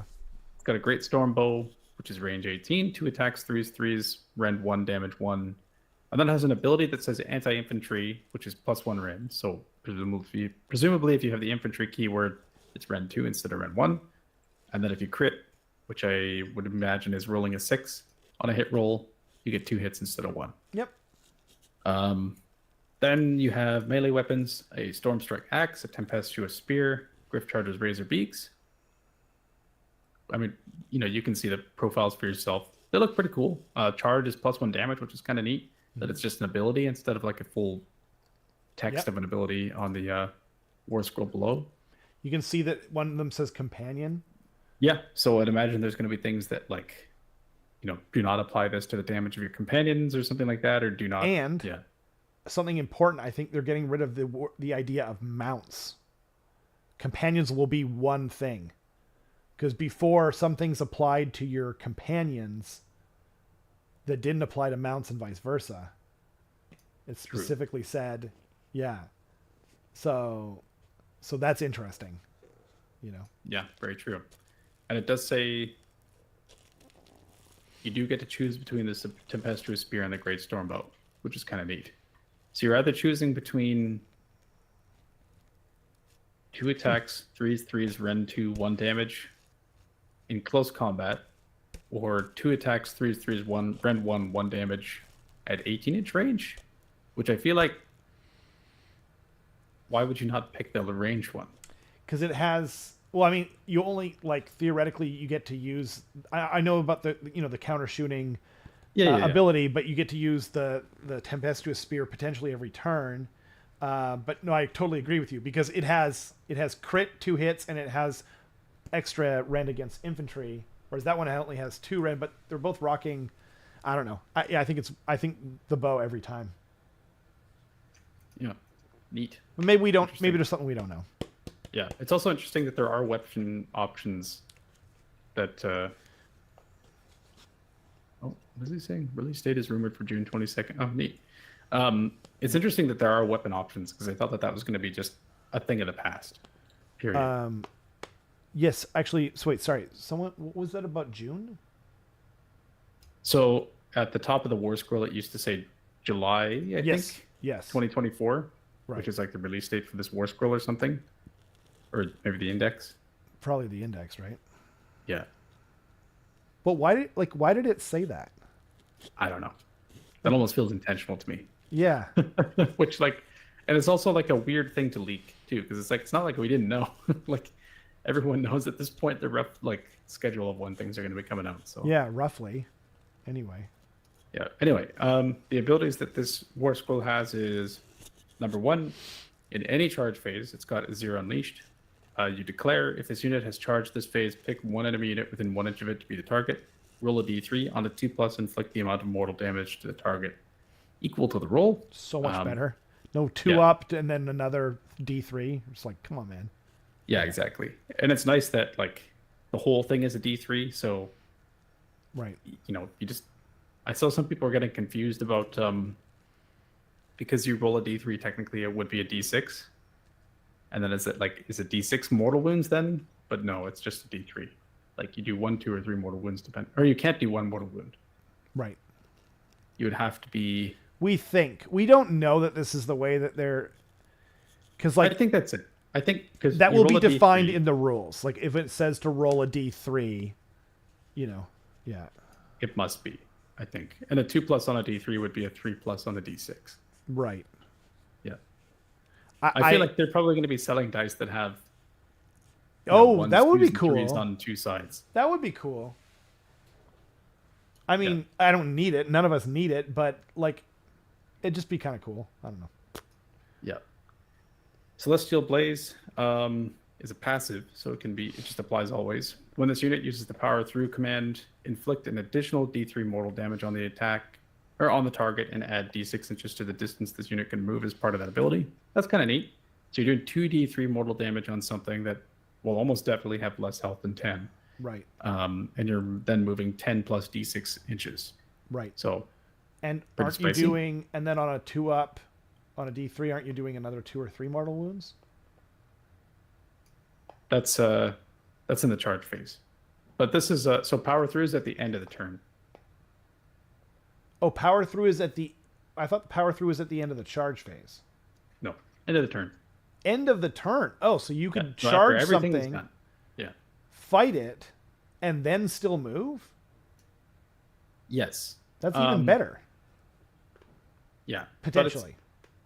It's kind of interesting, actually, because it makes me think if power through is at the end of any turn, they could make it so that scoring objectives is in like some other phase. Yeah. The end of the combat or something like that. Which means that you can power through and you can't capture objectives with it, perhaps. But unless you were already on there. Yeah. Yeah. That's true. Yeah, that's neat. Then it's got the War Machine keyword, which is kind of interesting. And then it has Order, Stormcast Eternals, and Warrior Chamber. So. Right. Yeah. Yep. Azri says the Azir Unleashed ability worries me since the current chariot gets ogre charge mortals. I hope this isn't a trend for impact hits going forward. I kind of agree. Doing D3 mortals on the charge for ogres would be sad for me, for sure. I'd prefer if it like scaled somewhat, but we'll see. I mean, and it kind of makes sense for it to scale for ogres too, where it's like, because it's like the more momentum they get going, right? I kind of like when it's, flavorful like that. Yeah. Yeah. Right. They made the impact. Power through won't be usable unless you intentionally remain in combat. They made the impact hits a single roll to make. Oh, I see. I mean, honestly though, Keith, I actually think that this is like it's just kind of another quality of life change, like KB. It was like roll a dice to see if you do something, and I'm sure Vince probably touched on this too. But like, I think a lot of us thought it was just kind of a waste of time. You roll a dice to see whether you get the ability, and then you roll another dice to see whether it actually goes off. And you're just like, holy crap. First of all, like it messes with like the odds and everything to such a degree that it makes the abilities much more useless. And then on top of that, you're rolling it's like an announcement for an announcement. You're just like, okay, we got these Petroshka dolls going through, and I got to open the last one to find out whether I got anything. You're just like, come on, man. Yeah. Beefy Crunch says that's one die for one chariot. Could be many dice for many ogre die rolls. That's true. It could be like a per model thing. Damn. I hope which not. Would be crazy. That sure would. But then it could be like on a 4+. It's D3 instead per model. That's true. Yeah. Or 1. Yeah. Yeah. Or I guess it is right. Right now it's 1, huh? No, right now it's... it's not per model. It's for your dice roll. For your charge. Roll. Right. Yeah. Yeah, I mean, for ogres it works, and it's like their thing. So I don't think they actually need to touch ogres, but they probably will, just because, like, I think, like, in this edition, with them rewriting every book, they're going to have to really fundamentally change a lot of things in order to kind of show the worth of doing it in the first place, But, yeah. Agreed. Yeah. I mean, I am excited. All right, here, let's go back to these guys. I want to end it on a cool picture, not a bunch of text. Yeah, I don't know. I'm pretty excited for. I like everything I'm seeing so far. It's gonna take us a minute to properly absorb rules and figure out how good or bad things are, whether we even like them or not.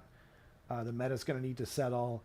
But so far, I can't think of anything that I don't like. Can you? Not really, no. Right? I mean, at worst, I'm lukewarm on the stuff that I've seen. Yeah. But I very much so like that. I like a lot of the other stuff I've seen. So I haven't seen anything that sets off any red flags for me yet. Same. Even the stuff that, like, I know not everyone's super excited for, like, the loss of subfactions, but at the end of the day, most of the stuff it's really just gonna depend on how it's implemented. We're getting like bits and pieces, and it's like, it's like asking, like, well, is this story going to be good? It's written about dinosaurs. You're like, well, you could write an excellent story about dinosaurs, or you could write a really crappy one. So it really just depends on on, the details where the devil lies, right? You're hoping that ogres get Bulgor charge mortals. I don't remember what those are. I'm hoping they get so it's a per model on a 2+. It's a mortal wound. Oh my god. But also remember, per model on a 2+, but remember there's also that weird like Days of Future Past thing that happens where it's like, I'm doing mortal wounds in the future. Oh, I know. So I hope that's true. That was actually not good at all. Yeah, fair. But I see what you mean though. Like, yeah, per model 2+ mortal wound is. A lot of people don't know that that's a thing though. Like, a lot of people don't realize that it says like at the end of the phase, or whatever it is. Yeah. So you still get to unleash hell, for example, and. Well, you get to unleash hell, and also if they do their whole like fancy combat phase charge. Yep. Then they don't even do the mortal wounds until the end of the combat phase. So you have a chance to kill their entire Bulgor unit. That's true. And then you die from impact wounds. It's weird. Yeah. It's because it causes like internal damage, right? Yeah. Yeah. Slowly bleed out. That's fair. I've just realized what time it is. I'm going to run out of the room screaming. I don't know why screaming. It's always screaming. But thank you so much to everyone who joined us. Sorry about YouTube pooping the bed or whatever at the start. I don't know what happened there. I didn't do anything different. It's just YouTube being YouTube. If you're seeing this in the future and you like what you saw, please, consider subscribing and liking the video and maybe even leaving a comment. Would love to know what you guys are excited for, what rules reveals you're most looking forward to, what articles you're most looking forward to. That was an excellent question that got asked in the chat. As usual, everyone was being hilarious, and we thank you all for joining us live and in the future, wherever you are. But regardless, we will definitely see you guys next Tuesday. Thanks again. Bye.